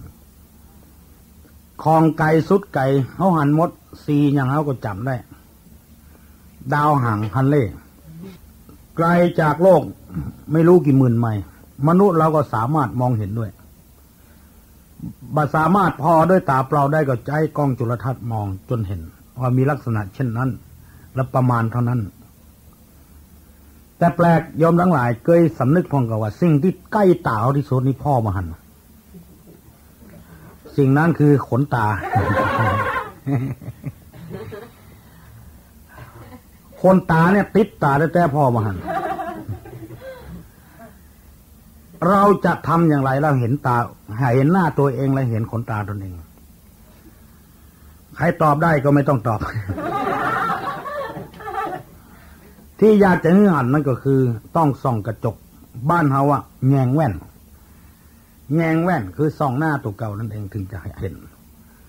นี่ธรรมะก็เหมือนกับกระจกเหมือนกับแว่นที่เฮาว่าเฮาบอกว่าไอ้อย่างที่แปดเปื้อนจิตใจส่วนมากเฮาอย่าไปโยนให้คนอื่นหมดตัวเฮานี่เฮารับรองว่าเฮามีความผิดอย่างเฮาบ่ได้เอาธรรมะมาส่องตัวเฮา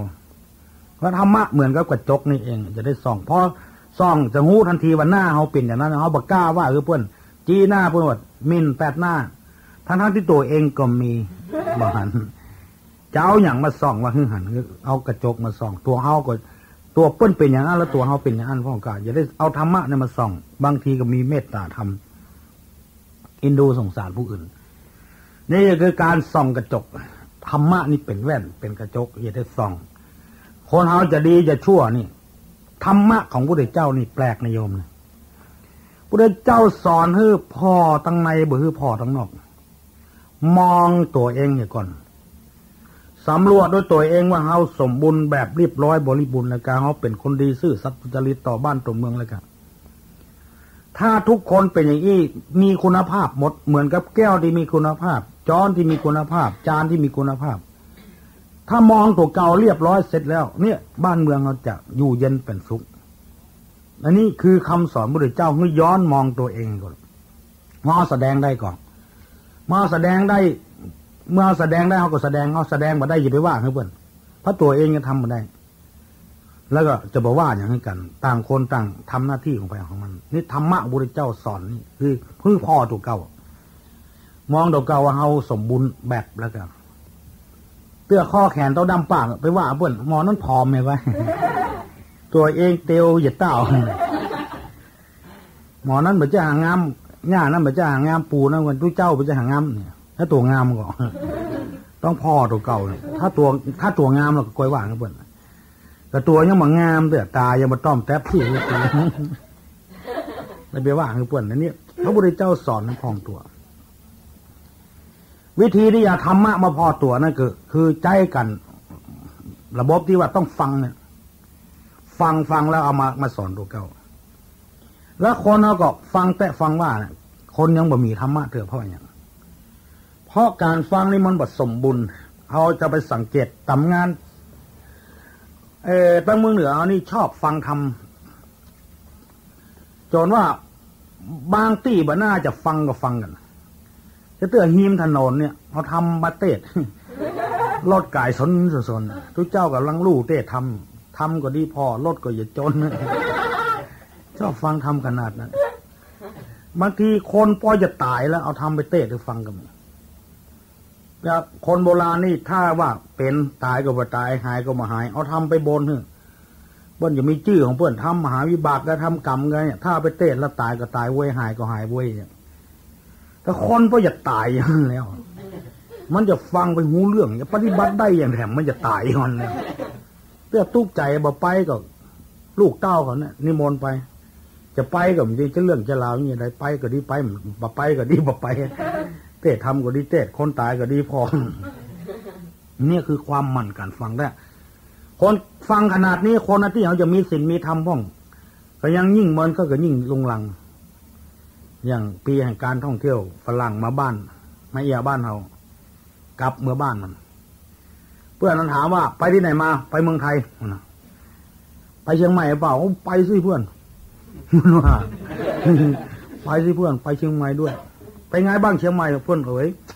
ย้ายพูดเลยเชียงใหม่วัดเยอะเหลือเกินพอๆกับผู้ร้ายมา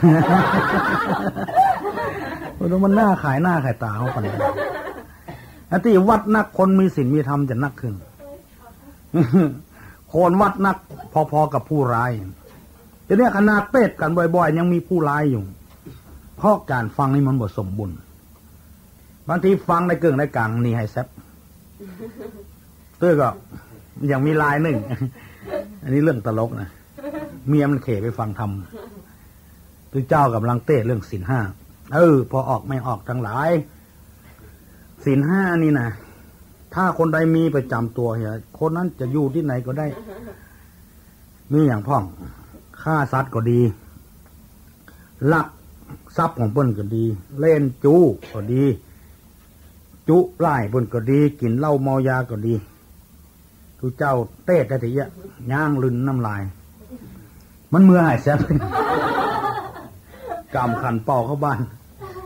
มีนั้นถามสู่ฟังมาอย่างสู้บ่ตะกลัวอันยังก็ดีมัดกับนี่กินเหล้าก็ดีฆ่าสัตว์ตัดชีวิตก็ดีอันนี้ฟังได้เกินได้กลางมันฟังแบบเสี่ยง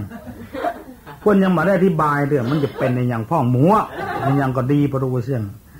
อันนี้มันถึงว่าคนเอาเลยบ่มีศีลมีธรรมฟังพ่องบ่ฟังพ่องเปิ้นแบ่งการฟังไว้อยู่3อย่าง1ฟังกบ2ฟังกับ3ฟังเก็บลักษณะฟังกบนี่คือฟังอะไรอย่างกบนะฟังคือเจ้าเทศทำฟังเข้าตาหยุดยาวกินก๋วยเตี๋ยวว่าไม่เนาะมันเต็มต้องอะหรอกตาเตยลงก้มลงเดียวอับอับปาบน้ำลายย้อยเตยอันนี้เอาว่าฟังกบฟังอย่างกบอันนี้ก็บ่ได้ผลนะฟัง10,000 ปีก็ไม่ได้ผลฟังจะได้ก็ให้มันจะรับลูกเดียวน้ำลายย้อยเตยทำอย่างนี้กลบนะคำว่ากลบนี่บ้านเขาว่าถมคือฟังแล้วถมไว้เห็นนะบัดเอาไปใจสักอย่างทำก็เป็นทำหน้าที่เป็นหน้าที่อันเนี้ยคนเขาก็เลยบ่มีศีลมีธรรมเรื่องของธรรมอันนี้ก็เรื่องของปากของต้องแทนที่เขาจะเอามาใจพ่องบางทีเนี่ยถ้าเขาทำมาใจเนี่ยมันจะได้ประโยชน์ผลก็ได้ฮับตัวแล้วก็บาเสียประโยชน์ตัวบางทีเขาบอกธรรมะมาใจเสียนึงประโยชน์แล้วก็เป็นเล่าว่ามีหลายหนึ่งบอกธรรมะมาใจอย่างว่าไปงมป่างมไปงมมาไปหั่นไส้ไปหูป่าเข้าในไส้ตัวบะเล่นน่ะใครได้จะเอาของเปิ้นกับตัวก็เคยมีศีลมีธรรมบ่เอากับตัวบะเล่นยืนพอจัดเมินน่ะจะโจกป่าในไส้ก็กลัวเจ้าของมาป้าก็ใส่ถ้ามันแหะก็ใส่เขาก็อย่าเดือดร้อนมันก็ยวนตาด้วยเหี้ยดิ้นอยู่ในไส้ขลกไหนก็หั่นไว้ทำกับว่าทำมันเรื่องปากเรื่องต้องน่ะไปโจกไส้ในป่าเบิ่นโจกป่าในไส้ขอโทษโจกป่าในไส้เจ้าของมันหันแหะก็ใส่แหะสะดุ้งยะสะใส่ไว้หั่นเนี่ยได้ไปช่างเนี่ยก้มหน้าวักน้ำเสร็จแต่ฟังผมอย่าว่านะแต่นะปลาก็ไม่ได้ขายหน้าด้วยแถมเนี่ยเขาบอกธรรมะมาใจนะถ้าเอามาใจของเขาไว้ตัวใหญ่ปานนั้นก็จ้างได้เขากายไปอย่างมันก็โป้นไปอย่างเขาก็เคารพนับถือมอนั้นแน่เขาน่ะมันขนาดปลาอยู่ในไซข้ามันยังมาเอาอันนี้เขาก็เอาธรรมะมาใจเลยคนที่อย่างเงี้ยคือเขาบ่ได้เอากลบไว้เหี้ยถมไว้อย่างถึงเวลามันโยนหูมันตาก็เอาบางทีก็บ่ได้สักกรรมเจอแน่อย่างที่เขาหันกันนี่ลายนี่เขาว่าฟังกลบคือถมไว้ควรจะเอาธรรมะมาใจเป็นบางครั้งบางคราวหรืออย่างคนไทยว่าฟังทำไมพระเทศ ฟังพระเทศเมื่อไหร่ก็โน่นฟังพระพูดเรื่องต่างประเทศโน่นก็ถามประเทศอย่างอิสราเอล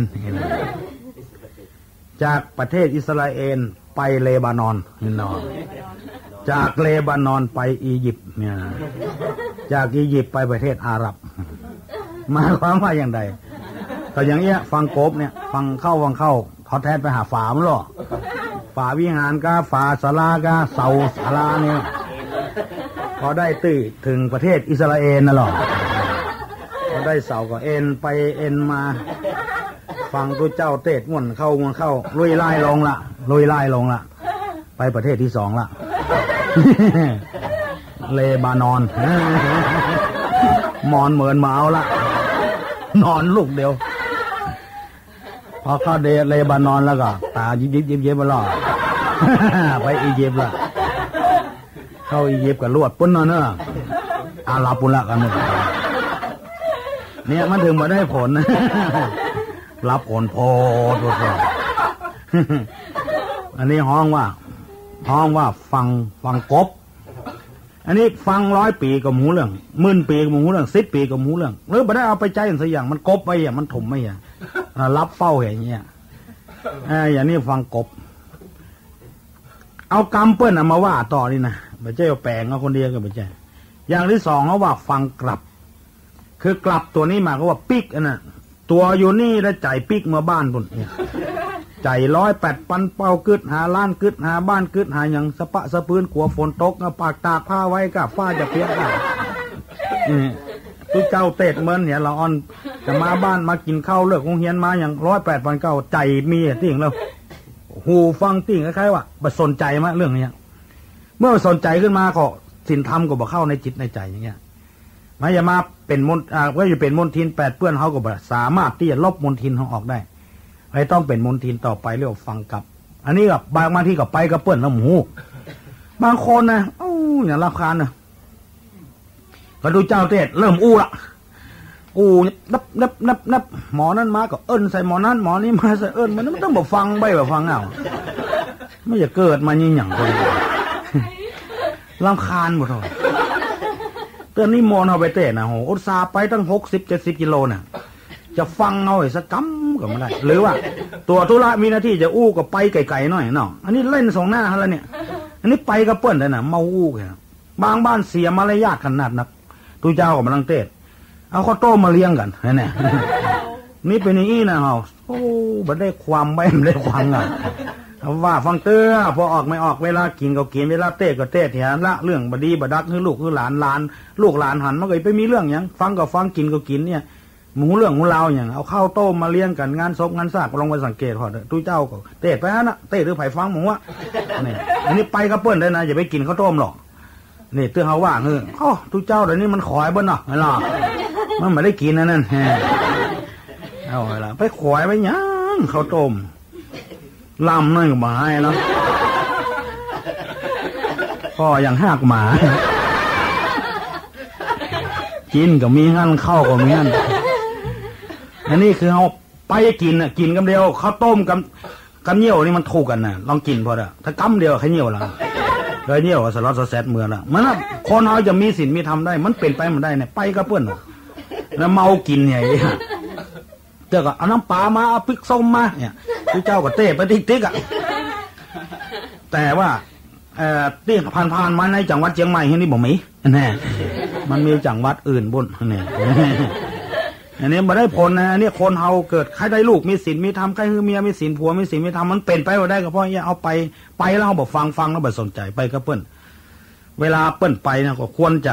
หมายความว่าเป็นอย่างเป็นนักเลงปอยละใจเถิงนี่ละเนาะฟังก็ฟังเหรอถ้าบอกฟังก็ไปอู้กันเหติ้งนี่ไปอู้ก็อู้กินก็กินแล้วก็ฟังเต้ก็ฟังเต้นี่ไปก็เปิดนะแต่หุ่มไปหุ่มฟังหุ่มพอนี่ดีว่าหุ่มอย่างสักอย่างนี่บ่ดีบ่ได้ห้ำบ่ได้เฮียนบ่ศึกษาบ่สนใจนะโอ้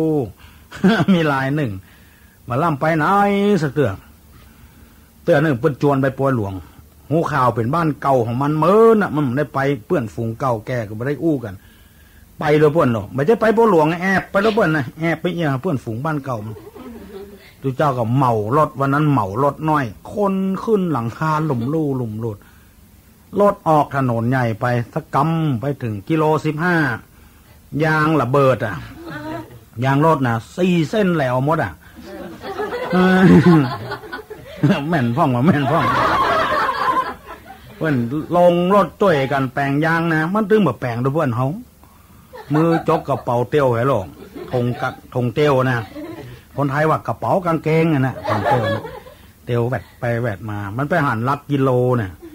มันบอกออกบ้านออกจองไปไหนกำเตื้อเนาะยังมันไปจี้ลักกิโลเนาะอันนี้มันกูกระดูกอีกแก้วมาแล้วเนี่ยถ้าอย่าลดโจรตายนี่เขากอกูวันนี้ว่าหาไปเลยมันมาล่ำไปไหนเขาเดือดด้วยมันเนี่ยโอ้ว่าไปเลยไปใจได้ก็แม่นกับกมกับแก้วมาน่ะ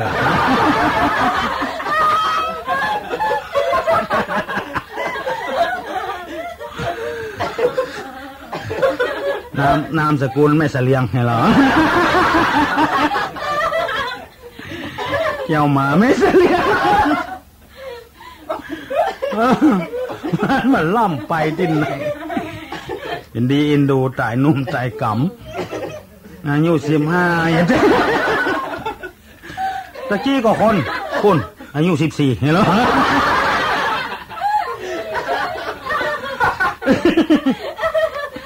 มาล่ำไปไหนเนี่ยไปก็เปื้อนน้ำหมูเหลืองงูลาวนะเนาะมาดีไปมาดีบอดจะได้ก็ตามเถอะเนาะไปหันจะไปกับเปื้อนคือได้อย่างมาสักอย่าง2 อย่างธรรมะนี่เป็นเรื่องที่เขาต้องการนะเขาต้องการเงินต้องการคำกดถูกอันนี้เขาตึงมาเถียงสมมุติว่าลูกเอาไปได้เงินมาคือวัน10,000วันแสนวันปัน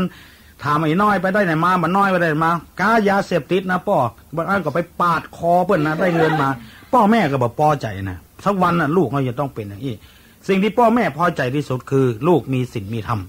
เนี่ยจะมีศีลมีธรรมด้วยการจะไปฟังกบอย่าไปฟังกับไปกับเปิ้นคือฟังอย่างที่3นี่เรียกว่าฟังเก็บ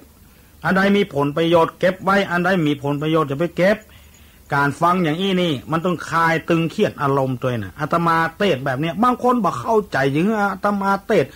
คือยอมพิจารณาว่าร่างกายเป็นของบางงามน่าเกลียดน่าโสโครกเท้าบะอาบน้ำสัก7 วันมันจะมีกลิ่นเหม็นคำเดียวคนที่มันใครฟังหนีวุ่น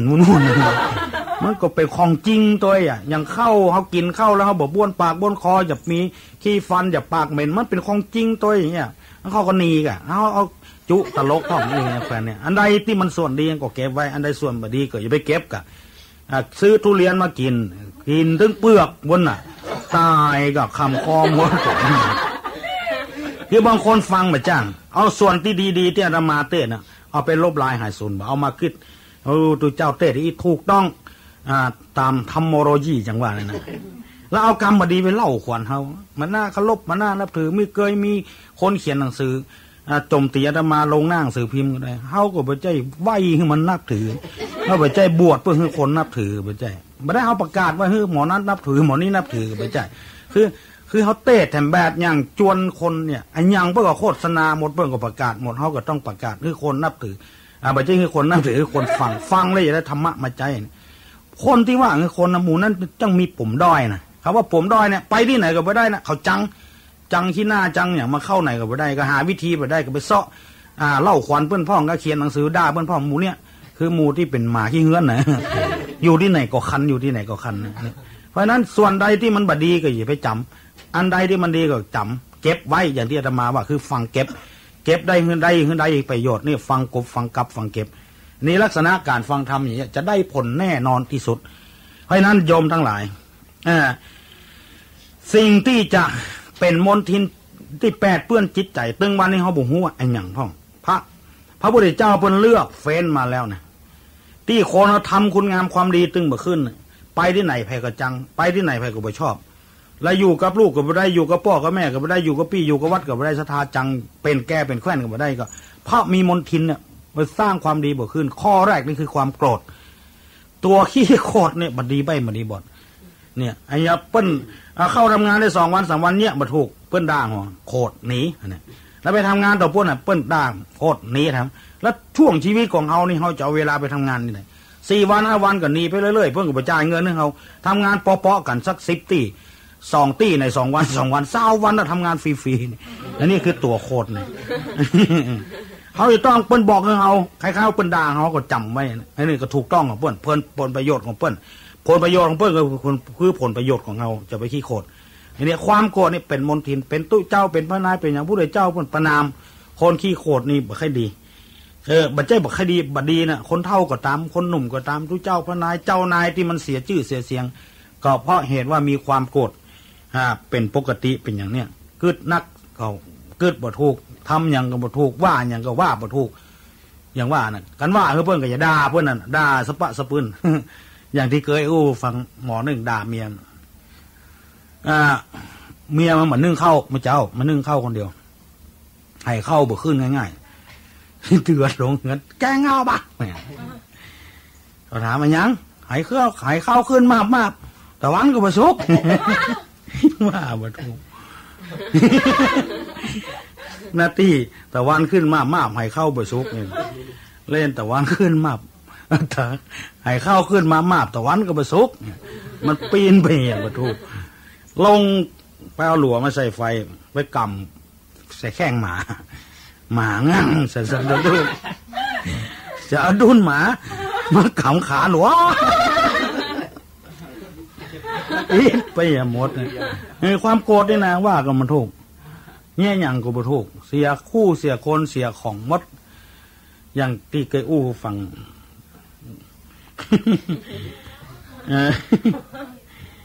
มันไปพลาดไปเหี้ยหมดดีอย่างเดียวเวลาโคตรนะต่ำน้องพี่กันมันเรียกเวยนะไม่พอเด้อ5 ปัก 5 กิน เรียกเลยหมูเซ็กตัวอันนี้หมูนั้นมันเสียของหมดอ่ะกึดอย่างก็กึดผิดนะกึดจะฆ่ากึดจะแกงเปิ้นน่ะคนขี้โคตรนี่นะลองสังเกตนะมีความสุขนะจ้างเปิ้นถามมาเปิ้นนี่ มาได้ไผมาคนเดียวนะไอ้วอกนั่นมาแหละ แล้วถามมาไอ้วอกมันก็มันตึงจังอยู่ฮะแล้วไปถามมันนี่อย่างไรอันนี้คือคนถ้ามันโคตรแล้วมันถึงว่ามันถูก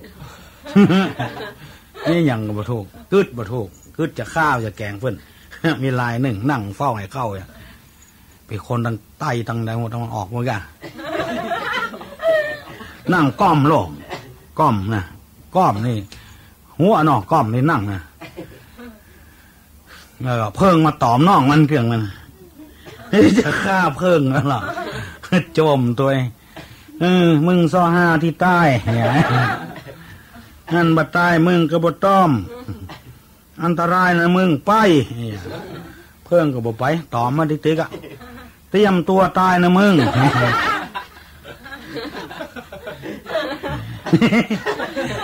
นี่เพิ่งคำน่องเพิ่งจีน่องตีนโจ๊ดให้เขามันสะดุ้งจ้าตีนโจ๊ดเขาควมเนี่ยเบยอันนี้คือความโกรธเป็นมลทินว่าก็บ่ถูกทำก็บ่ถูกกึดใจก็บ่ถูกเสียเข้าเสียของหมดอันนี้เป็นมลทินใจเพราะนั้นนี่คือตัวที่มลทินตัวที่มาแปดหัวใจครับมันมีทำวิธีหนึ่งถ้าหูอ่ะเขาโคตรแล้วนะบ่คือโคตรตึงมาได้คนมันเป็นปุถุชนน่ะหรอกจะไปว่าคนอย่างสิงสารสัตว์มันก็โคตรหรอกคนก็โคตรได้อย่างว่าเวลาเขาโคตรป๊อปเขามีสตินึกจะไปว่าอย่างถ้าว่ามันเดี๋ยวเอาละนี่ถ้าเขาบอกว่างาปากไปเพื่อเป็นได้เสียดายคนเปิ้นมาซื้อของด่าเปิ้นก็มีกำลังด่าลูกอยู่แป๊บเปิ้นมาถามซื้อของอันนี้ตัวใดนี่5 บาทเกิน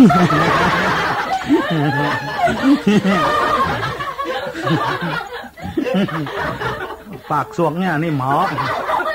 เมาจังยังแต่เดี๋ยวไปกระจายค่อยบ้านค่อยจองไผ่มันถ้าซื้อของมันซ้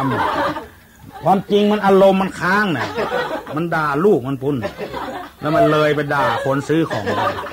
อันนี้ของมันดีแล้วก็ว่าก็บ่ถูกทำก็บ่ถูกคิดก็บ่ถูกบาท่าว่าบาท่าคิดบาท่าทำอย่างสักอย่างย่างอย่าก่อนปล่อยมัน อารมณ์ว่างๆอารมณ์ว่างๆจะไปคือมีอย่างมาค้างกำเดียวก็อู้กันได้มันถูกร่วมกันผัวเมียพิษกันเนี่ยมันโคตรนั้นน่ะกูกำมึงกำถ้าบอกโคตรนั้นก็บอกพิษถูกกันอารมณ์โคตรนี่เป็นอารมณ์หนึ่งที่สร้างมนทินใจนี่เขาบอกหูนะตึงวันว่าอย่างมาแปดหัวใจเขานี่ถ้าโคตรแล้วเป็นอย่างเงี้ยอันนี้เป็นข้อแรกนะข้อที่สองนั้นโทษผู้มีบุญคุณคือโทษที่บุญคุณนี่หมายความว่าลบหลู่บุญคุณของเพื่อนน่ะใจความโกรธโทษผู้มีบุญคุณหนุนริษยานะเข้าตำราตนีมูลนี้มันเป็นโทษเป็นมลทินหมดอันนี้ก็ข้อที่ว่านี่โทษผู้มีบุญคุณคือหมายว่าบ่หูจักบุญคุณของเปิ้นอันนี้ก็เป็นมลทินนะอันยังก็จ้างเตอที่เปิ้นสร้างไว้ให้เฮามาเฮาพอมีอยู่พอกินพอจะอยู่ได้อย่างได้ก็ควรจะอ้างบุญคุณของคนอื่นของอ้างเพื่อกระจายถึงแม้นคนอื่นไม่ชอบแต่คนอื่นก็ยิ่งจะชอบต่อไปถ้าอยู่อย่างพ่อแม่กับครูบาอาจารย์ในกับประเทศชาติบ้านเมืองเนี่ยอาตมาไปหันบางคนประเทศไทยนี่แย่เนี่ยแล้วประเทศที่ไหนจะดีเอาไปถึงนี่แต่นะเพราะเขาได้รับผลตัวเองนะเป็นคนแย่นะหาว่าประเทศไทยแย่ตัวเองนะเป็นคนแย่แล้วเขาจะเอาไอ้หยั่งกับเมืองไทยของเขาตึงวันเนี่ยเมืองไทยดีที่สุดละพูดถึงน้ำถึงอากาศถึงไอ้หยั่งก็อุดมสมบูรณ์มันมีอย่างแล้วนะมันมีอย่างละอย่างภาคเหนือเขาเนี่ยอย่างงูนะหน้าฝนกับฝนตกมันมาพอหายพอดีกับประเทศทุ่มบ้านทุ่มเมืองเอาอย่างประเทศต่างๆจนพ้นยู่พ้นบัดได้มีตึงลมตึงฝนอย่างเกาะต่างๆต้องเสียงบประมาณต้องขอความเมตตาธรรมจากทั่วโลกอย่างบ้านเฮาเมืองเฮาฝนตกมันก็บัดเจนักจะหนาได้มหาบดีมันก็ยุดได้มันพออยู่พอกินพอใจแต่ธรรมชาติของเฮามันสร้างไว้เนี่ยไอ้นี่เขาควรจะสบายใจแล้วไปโทษเมืองไทยแย่เนี่ยตัวเองน่ะเป็นคนแย่แล้วหน้าหนาวลองไปพอทีวีไปหันประเทศอื่นโอ้โหขนาดอยู่นี่หิมะปกคลุมบดกไปเสี่ยงไปที่ไหนก็ไม่ได้สะดวกสบายเนาะบ้านเฮาถ้าเป็นอย่างนั้นตายหมดน่ะ ตายก็ตายอ่ะวางแล้วตั้งเหนือนี่หนาวองศาลดลงสุดน้อยเดียวบ่ได้คนเท่ายังหนาวตายเป็นได้อีกคนหนึ่งไปดักจำไปยกกันก้าวนั่นกะป่าเข้าจำยกขึ้นอยู่งั้นไป5 นาทีเขาพ่อหมอนี่มันอย่างโยกจำเหมือนใบเหมือนเงาวางตรงหอมประเดียวไปยูตายไปแล้วเฟื่อนเส้นตัวตายคำจำมาหมดเลยมันถ้ายังมีแต่นะเนาะมีก็มีหัวกระด้างไปอย่างเลยบ้านเพื่อนมีเช่นหนาวอย่างเฮาลูกหนาวขนาดนี้ลูกขนาดหน้าหนาวเพื่อนเนี่ยขนาดตุ้มพระตัวอาบน้ำนะ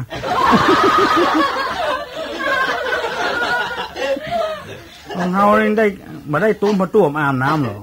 อันนี้บาโหดร้ายบารุนแรงสักเท่าใดนะอันนี้เป็นเมืองที่สมบูรณ์แล้วหน้าฮ้อนก็ย่างเฮาหันเนี่ยบัดใจขนาดจะลงโกะลงกลงัวควายตายเป็นหมู่บ่มีอันนั้นหญ้ากินบ่มีต้นไม้กินโอ้ยังเขียวชะอยู่แล้วเฮาจะไปเดือดร้อนว่าเมืองไทยเฮาแย่อย่างไรเพราะไอ้หยังถึงแย่กมลทินตัวเนี้ยคือโทษบ้านโทษเมืองนี่บ่โทษตัวเก่าเพราะไอ้หยังก็ถึงแย่เพราะตัวเองทำแย่อย่างเฮาอย่างประเทศต่างๆที่ขอความเมตตาธรรมจากทั่วโลกมันบ่มีนะฝนถึงบ่ตกฟ้าถึงบ่งองแต่นี่แห้งแล้งกันอย่างเมืองกะลิงกะลาดอย่างประเทศเอธิโอเปียนั่นล่ะเอาต่างประเทศมาอู้นะธรรมโรยีหรออาศัยสังโฆโรยีเป็นผู้เผยแพร่นี่ก็เปิ้นเดือดร้อนกว่าเฮาก่อนเพราะเหตุอันใดเฮาถึงว่าอย่างอันจะอย่างอาตมาเคยอู้บ้านเฮาจะกินจะได้จะอยู่ได้ในน้ำมีปลาในน้ำมีข้าวในดินมีแมงมันเนี่ยปลายไม้มีเห็ดมดส้มหมดที่มันเดือดร้อนเพราะเมืองไทยแย่กับตัวเองนะแย่ต่างหากแต่น่ะเนี่ยอย่างก็เงียบปนหน้าปนตาเอาเปิ้นตัวเงินทุนน้อยไปกอบโกยไปยืมของเปิ้นมาเสร็จดอกเบี้ยมันฮิบบัตันก็ไปด่ารัฐบาลหมดเมืองไทยแย่ไปได้เมืองไทยหมดถูกต้องอันนี้คือลืมบุญคุณของคนไทยเห็นแล้วลืมบุญคุณของประเทศชาติบ้านเมืองเฮามีชาติศาสนาพระมหากษัตริย์อยู่บ้านเฮาเนี่ยมาถ้าก็ไปที่ไหนถึงจะมีแร่ธาตุมีไอ้อย่างบ้านเปิ้นเมืองเปิ้นมีแร่ทองคำก็สู้บ้านเฮาบ่ได้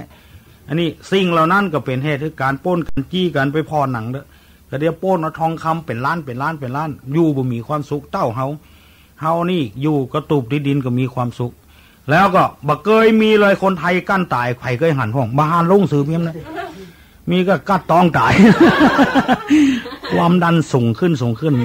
อันนี้เป็นเหตุหนึ่งนะอันเนี้ยข้อแรกนี่มนทินตัวเขาก็ใจความโกรธแล้วก็โทษทำโทษผู้มีบุญคุณอย่างประเทศชาติมีบุญคุณพ่อแม่มีบุญคุณจะไปโทษพ่อฆ่าตายแล้วพ่อบำบัดมีทรัพย์สมบัติอย่างไว้ฮื้อจะไปโทษเปิ้นมรดกที่ล้ำค่าที่สุดคือตาทั้งสองลูกปากนี่หูนี่ตีนนี่มือนี่เขาทำงานได้ทุกอย่างอันเนี้ยเป็นค่าที่สุดถ้าเกิดเขาตาบอดไปเหี้ยแกนเขาไปซื้อที่ไหนในโลกนี่บัดถ้าว่าโลกนี้โลกหน้าโลกที่ไหนก็จ้างพ้นโลกก็มีขายดวงตาดวงน้อยๆนี่ที่พ่อแม่เอาให้เรามาเขาจะต้องใจตาของพ่อของเป็นประโยชน์ดวงใจนี่แหละถ้าพ่อแม่เขาบอกพ่อบอกกวายเขาไปตุ๊บไปเต้าเนี่ยตาบอดเหี้ยหูหนวกเหี้ยเขาจะยิ่งแย่กว่านี้เวลานี้เขาสมบูรณ์กูอย่างให้ไปโทษพ่อโทษแม่มาได้มรดกอันนี้สำคัญมากมือทั้งสองข้างบ่กุดบ่งุ้ยก็เป็นดีกันแล้วทำงานได้อยู่เอาเนี้ยการจับได้ยุบได้อย่างเนี้ยได้อยู่เขาก็ใจควรใจมรดกสิ่งนี้ของพ่อของแม่นี่คนใดสามารถกล้าก่าวพ่อได้กล้ากล่าวโทษแม่ได้อันนี้คือเป็นที่มนทินแปดใจแล้วเขาบอกกล้าบอกให้ทำงานอย่างละหลงหานเพิ่นมีมั่งมีสีโซเพราะว่าพ่อแม่เพิ่นตายละทิ้งไว้เขามีสักอย่างเขาก็จะเดี๋ยวย่อยๆไปเขาบอกว่ามรดกที่พ่อแม่ให้ที่สุดคือดวงใจดวงตาและจมูกปากมือขาอย่างสะปะสะปืนติดทำงานได้ทำงานได้บอกว่าของพระเจ้าไม่ยิงว่าของทุกเจ้าพนายทำงานได้ก็ต้องทำลงไปเป็นมรดกดีล้ำค่าว่าเหมาะข้อดีมาจะได้ร่ำจะรวยจะดีมากกว่าเขาบางคนคนอื่นพ่อแม่ทิ้งมรดกไว้อาจจะทุกข์จะจนก็ได้อาจจะมาพึ่งพาใส่คนที่พ่อแม่บ่ได้ทิ้งมรดกก็ได้เนี่ยทำต่อไปเถอะโยมอย่าไปท้อถอยมันทำต่อไปอันนี้เป็นข้อที่สองประการที่สามนั้น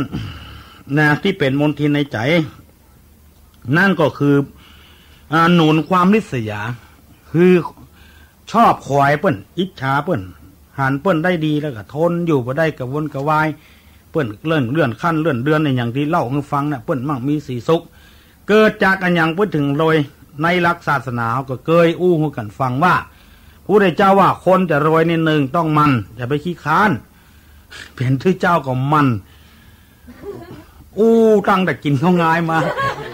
กินเขาตอนมาเขาอู้ไม่จะตายกับอู้จังมัน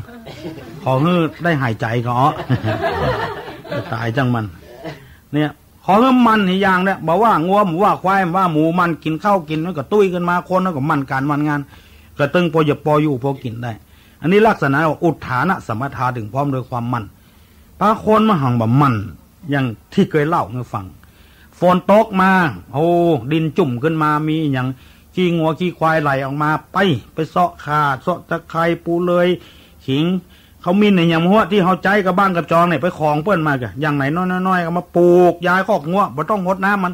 มันตึงเป็นขิงเป็นข้าเป็นตะไคร้แวดบ้านแวดจองพักแคบกาพักงัวหนึ่งไงแต่บ้านกับจองเขาเนี่ยอาตมาเต้ทำไอ้เนี่ยทำก้อมย่อยๆเนี่ยเอาบอกเอาขึ้นสวรรค์นิพพานอย่างเถอะมันไม่อยากออกคนเดียวมันไอ้นี่คือพออยู่พอกินนะเขาก็บ่ต้องโน่นมาหาภัยอันนี้ตัวแย่เพราะอย่างมันขี้ค้านเนี่ยฝนตกมาเอาแล้วไปงานน่ะวันนี้พระตัวเครื่องหัวเครื่องตีนเนี่ยรับผลโพดไผ่ได้หมื่นได้ล้านจังไผ่เนี่ยขี้ค้านหน้าที่อย่าพ่อเสาะของมันนั้นมาปลูกพอหน้าแรงมามีละจะย้ำประจอมมามีเจ้าใครโลดไปขอบ้านอุ้ยเอ้ยบนนั่นแน่อยู่ในสวนอุ้ยเอ้ยขอเจ้าใครห่วงนึงบนมา5 หัวนะนี่มีดยังบอกไว้ไปตัดนะบอกเอามือเป่าไปไปลกของเพื่อนดึงหักดึงงูนลกจะใครเพื่อนนะเอามาดึงกึ่งกอก่อนเจ้าของจะใครเอ้ยด่าหัวมาปัก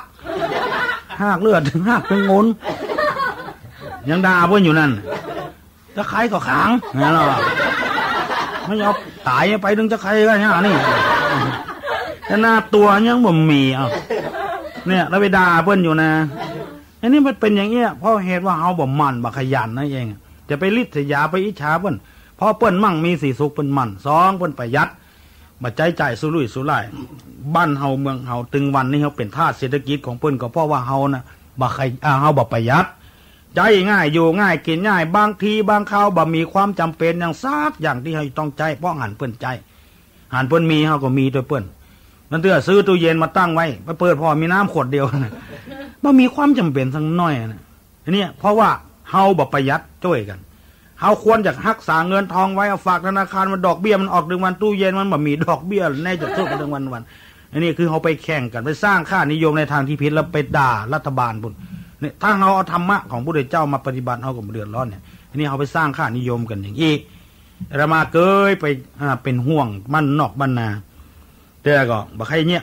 กินเนี่ยว่ายังเปิ้นขายของกินสุกซื้อของกินสุกเนี่ยทั้งที่เขาอยู่บัดได้นะถ้าเอามารับจ้างทำงานเปิ้นก็ยังแควนเขาบ่มีเวลาที่จะทำเนาะอย่างที่เขามานั่งนี่เปิ้นมีเวลาทำโลกทำไมเวลาทำเวลาเอาที่ไหนจะมาเวลาที่ไหนมาทำอาหารอยากดูตามบ้านนอกน่ะเกี่ยวงานก็นอนหัวไก่คมคมเรื่องมักมาไผว่าขึ้นก็ไม่ได้ไม่ใช่คมไผไว้จะนอนหัวป้อไผนี่พอยีบรับไปหน่อยตื่นขึ้นมาอ๋อจะเตี้ยงละผัวบรรยากาศมามีอย่างกินโลดไปซื้อของเปิ้นเนี่ยเขาซื้อของเปิ้นสองคาบนี่นะถ้าเอามาเนี่ยเขาจะได้3 คาบ 4 คาบเขาจะได้ประหยัดด้วยกันนั่นอันนี้ก็มันเนี่ยอย่างเนี่ยกินจ้างก็ต้มไข่อย่างเดียวเกินเอาไปตามน้ำพี่กับผู้ไปจ้างเป็นมาโลกโกกลางในยุคนี้สมัยนี้นี่คือหลักธรรมะนี่ต้องประหยัดนะบางคนอยู่2 คนผัวเมียนะรับจ้างวัน50 บาทมาพ่อกินนะบางกู้นะอยู่4 คนพ่อกินนะอันเนี้ยเปิ้นตั้งอยู่ในหลักประหยัดเนี่ยพอได้50 บาทกับ40 บาทบางหัวบอกเอาไปที่ไหนเอาไปให้แม่มันติ๊กๆแม่มันก็ใจอย่างประหยัดบ้านนอกบ้านนามันกินง่ายหรอกน้ำพริกน้ำพงเนี่ยก็กินกันไปต้มพักลวกกันเนี่ยก็กินกันไปมันค่าของอาหารมีนักกว่าอยู่ในภัตตาคารก่อนนั่นต้องน้ำพริกเนี่ยมันเน็ตมันจะตายต้มบะแขวงเหี่ยต้มบะหอยมันน้อยเหี่ยทอดว่าย่างยำใหญ่ใหญ่เยอะ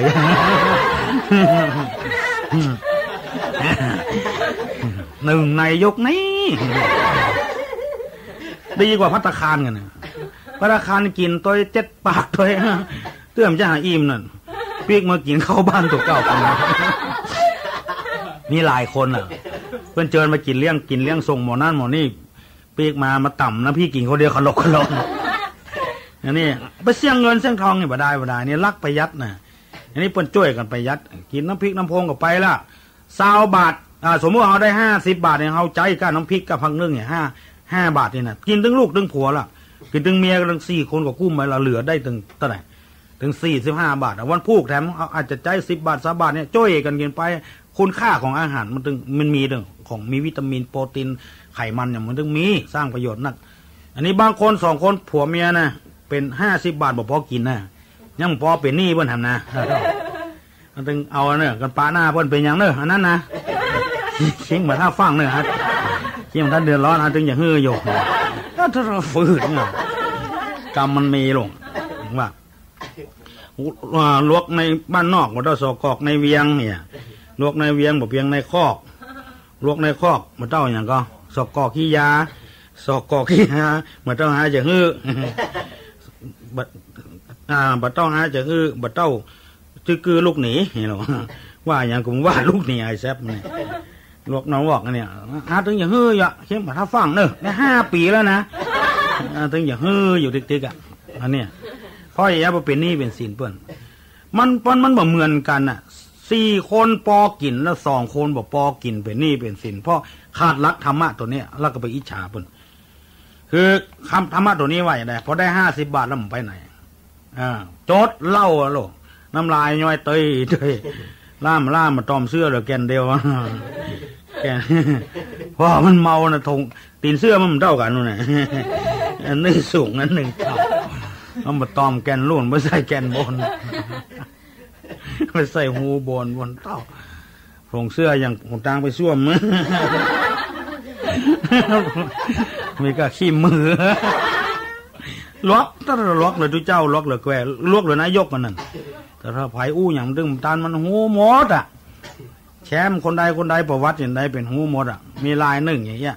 ลืมเก่าลืมใหม่เงี้ยอู้กันไปได้50 บาทเหมือบ้านจดเล่าอยู่บนโยบอ่ะเฮียกลางกองนั่นให้มาห้องหมูคิงเพื่อหูคิงมายืนซื่อมาได้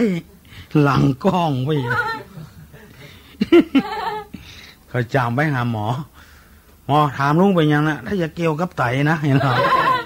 กันยืนซื่อกับตักหงายอ่ะ พอหมอฉีดยาเกี่ยวกับไตสักลุงสักเข็มได้โอ้ต้องตรวจเกิดก็นอลุงนอไปเข้าห้องตรวจโรคเป็นนั่งท่าหมอเอาเครื่องไว้ตัวอย่ากวดให้มันพอไปพอมามันจะหาเป็นอย่างสักอย่างเนี่ยมันกินเหล้านักล้ำโลกมันไปยืนซื่อได้อย่างไรเนาะมาเอาบะตอมเสื้อนี่ไปซื้อหูบะตอมเตียวมันจ้องไว้อะกันยืนก็ตาหงายยืนก็ตาหงาย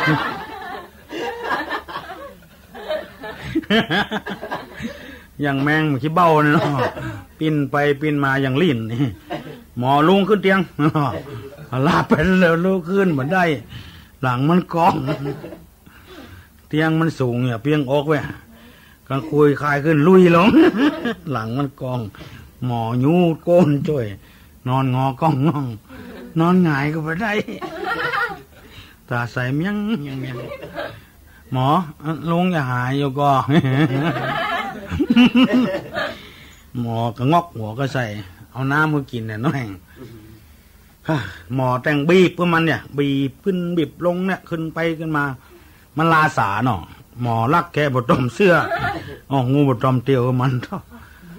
ไล่ไว้หมอเผาคลินิกเอายาอย่างมันนี้ใบดีเงา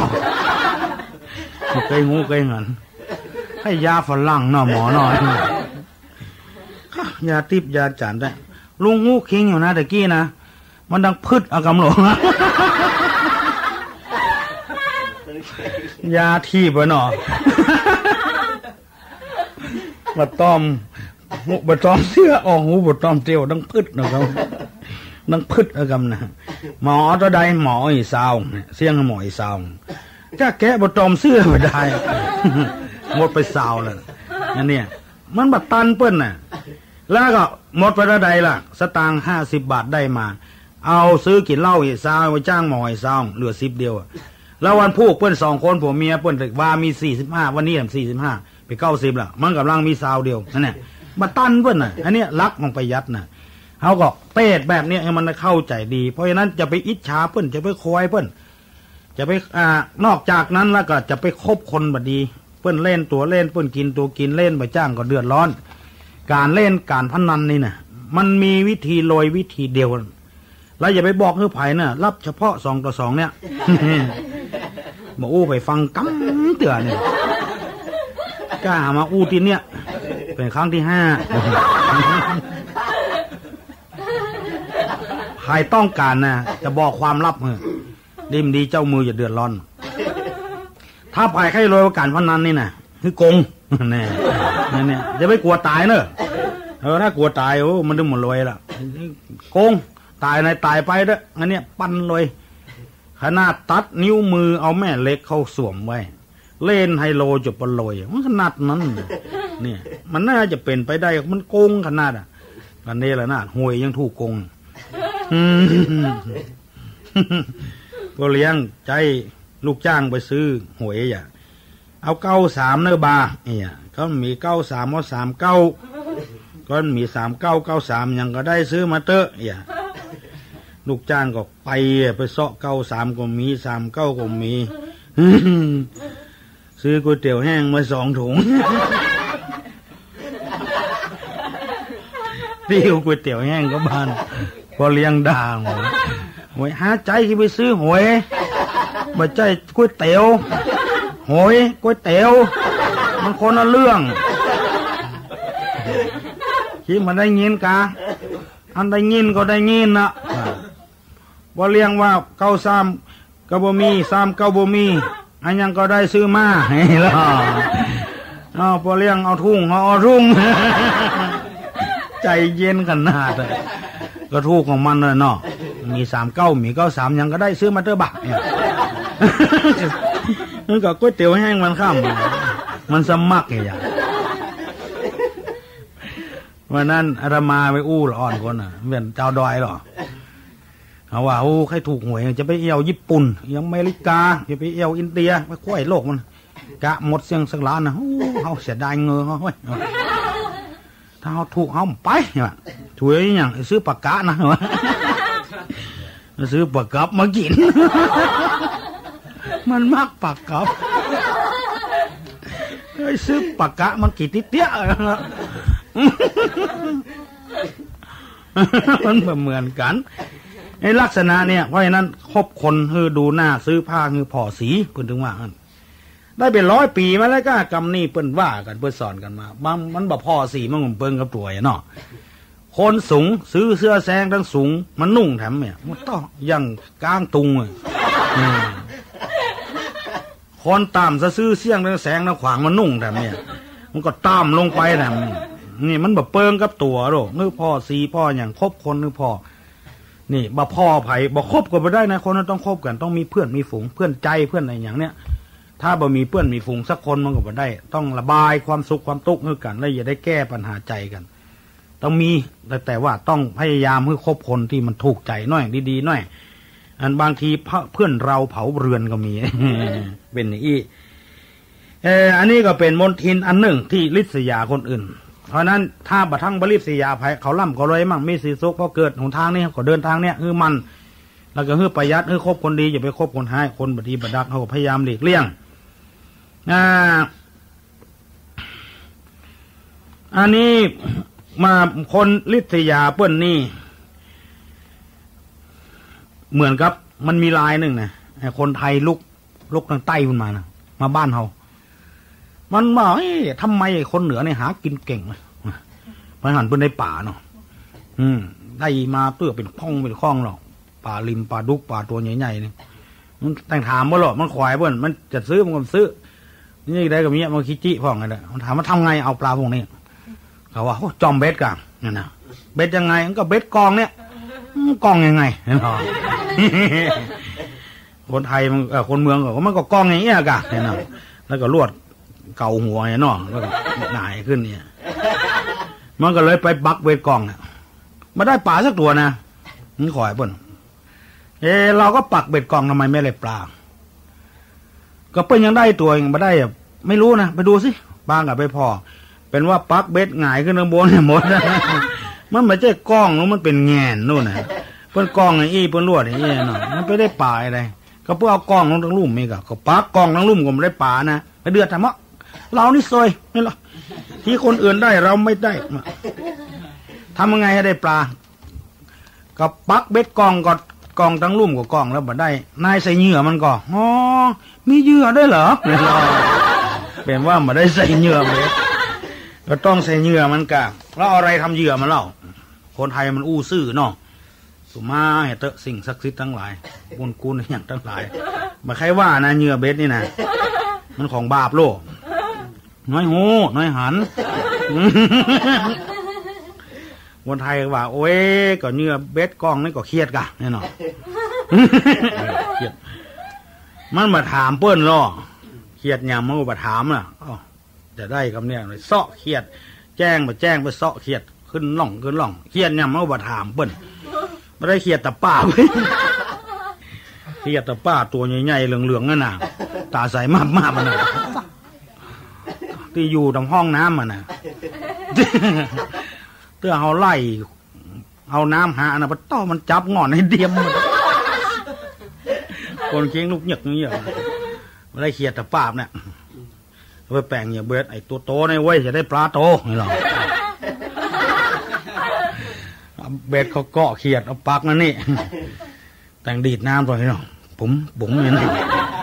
หันเขาเนี้ยนะเอาเหมือนเนี้ยพวกนี้เจอแน่ปลาตัวโตเป็กมาบ้าน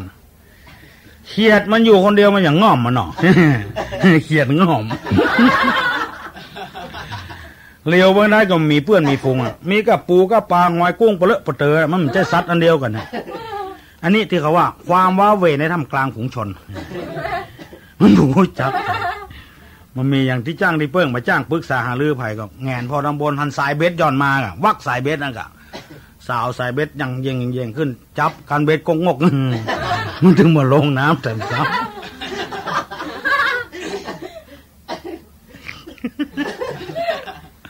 แจ้ง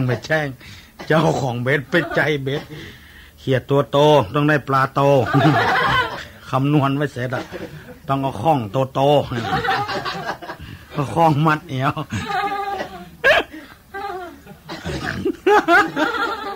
ย่องไปส่องเขียดจับกันเบ็ดกกงกที่หน้าชี้ตาเขียดปะท่อไว้หัวไม่ให้มึงมาเฝ้าเบ็ดนะไว้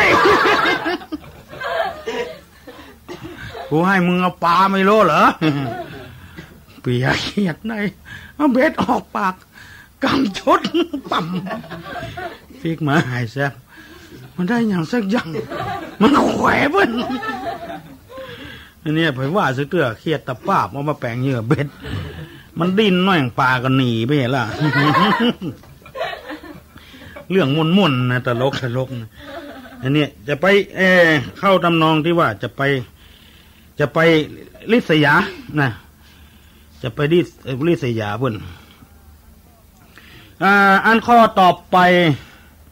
ข้อที่แรกว่าใช้ความโกรธโทษผู้มีบุญคุณหนุนลิษยาอันข้อสุดท้ายนี่เข้าตำราตานีเนี่ยเข้าตำราตานีนี่คนคิจินี่นะก็สร้างคุณงามความดีบ่ได้เป็นมนทินในจิตในใจจะเนี้ยยังก็กลัวเสียเนี้ยยังกลัวเสียจะลงทุนอย่างกลัวพุทธตื่นมันนะมนทินตัวนี้มาปิดแปดจิตแปดใจเลยสร้างคุณงามความดีบ่ได้ถึงเปิ่นสักเตื้อนี่มีหลายคนเนาะ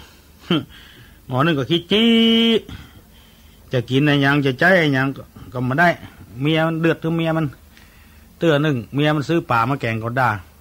ซื้อพักมาแกงก็ได้แถมวันเมียมันอดบ่ได้เอากระดาษมาวาดไก่ย่างนะโอ้บันเล่นเนี่ยเอาใส่จานห้องมากินข้าวมันหั่นไก่ย่างเนาะตัวบันเล่นเนี่ยห้องนอนมานี่ทีเมียมันมาคำนี้วาดเกิงตัวก็พอกะเห็นไหมคิจิไปคิจินี่คือมันตนีความหูตนีความอย่างคงตัวมีพอจะใจจะสอยได้บอกเผยแพร่ให้เจ้าบ้านเจ้าเมืองคิจิเข้าของสมบัติมันก็ไปบ่ได้บอลมคิจิเลยขนาดหน้าต้องสะดุดแบบเตียวตางต้องสะดุดหัวไม่ตีนวากมาเล่นปึ๊กกับเลือดออกกุดกู้โจกฮาดีบักมาไอ้ยังหัวไม่ตีนวากโจกดีอย่างก็ถ้าซุกเกอร์มาเกอร์พระพุทธแล้วนี่จะได้เกิบหรือหัวไม่ตีนมันเกินไปความคิจิอันนี้คือเป็นมนทินใจหมดขอฝากโยมทั้งหลายไว้เนอะนำไปพินิจพิจารณาเขาบ่สามารถที่จะรู้ว่าใจของเขาเนี่ยมีอย่างพ้องเขาต้องส่องเอาธรรมะนี่ไปส่องถ้าเขามีอย่างอยู่นะข้อแรกเขามีความโกรธก็คือเบาบางไปเหียสองขี้ลบหลู่บุญคุณท่านหมูจักบุญคุณไปลองเอาของเปิ้นมาอ้างพ้องไผ่เนี่ยอย่างที่ไหนเขาก็เอามาอ้างเพื่อประโยชน์ที่จะได้รับทั้งของเปิ้นทั้งของตัวแล้วก็แถมอย่างหนึ่งอย่าไปลิษยาไผ่แล้วก็ข้อสุดท้ายอย่าไปตนีอย่าไปคิจิพอจะช่วยเหลือบ้านช่วยเหลือเมืองประเทศชาติบ้านเมืองได้เปิ้นเลือดตกยางออกต้องการเลือดต้องการยางถ้ามันกลุ่มเดียวกันพออย่าบริจาคให้เปิ้นได้ก็บริจาคช่วยเหลือชีวิตกันบ่ต้องคิดเอาอย่างเป็นสิ่งตอบแทนสิ่งเหล่านี้แหละจะทำให้มลทินที่แปดเปื้อนหัวใจเขาได้เบาบางลงแล้วก็จะเป็นคนบริสุทธิ์คนสะอาดได้อยู่ที่ไหนคนดึงบุญไปหาอย่างหลวงพ่อกับครูบาเจ้าศรีวิจัยพอมดกรรมมดเวรไปเมื่อใดเมื่อเบาคนเอาหูเปิ้นมาแขวนมาไหวอยู่คือคนบริสุทธิ์คนเอาอย่างน้อยที่สุดก็มอกเลือนลางเลยก็ยังแขวนบางคนนี่เซาะเรื่องต่างๆมาป้อจิตป้อใจหรือสกปรกโสมมหรือบางทีเป็นผู้รักผู้ใหญ่ได้ก็มาน่าเคารพนับถือเพราะสิ่งเหล่านี้มันแปดจิตแปดใจอยู่จะว่าเป็นตู้เจ้าพระนายเป็นสถาตายกเป็นคนเฒ่าคนแก่เป็นหัวหน้าคนจะไปคิจิกินี่ต่อลูกน้องก็ไปคิจิตานีต่อเจ้าต่อนายต่อหัวหน้าอาตมาได้บรรยายได้ปาฐกถาทำเรื่องอะไรคือมนทินฝากฝังโยมทั้งหลายก็พอจะรู้ว่าสิ่งเหล่านี้เป็นสิ่งที่มนทินแปดเปื้อนจิตใจก็วางใจเป็นอย่างยิ่งว่าธรรมะเหล่านี้คงจะเป็นประโยชน์สำหรับญาติโยมทั้งหลายมานักกันน้อยที่สุดนี้ขอให้บุญบารมีที่ท่านทั้งหลายตั้งอกตั้งใจฟังนี้จงให้เกิดสติปัญญาเฉลียวฉลาดเฮาทุกคนช่วยกันแก้ปัญหาสังคมแก้ปัญหาเศรษฐกิจของชาติให้รุดรอดไปขอให้โยมทั้งหลายเจริญโดยอายุวรรณะสุขภละหิมาก้าขึ้นให้มีโชคมีลาภเหมือนกันกูคนอายุวันโนสุขังปะลัง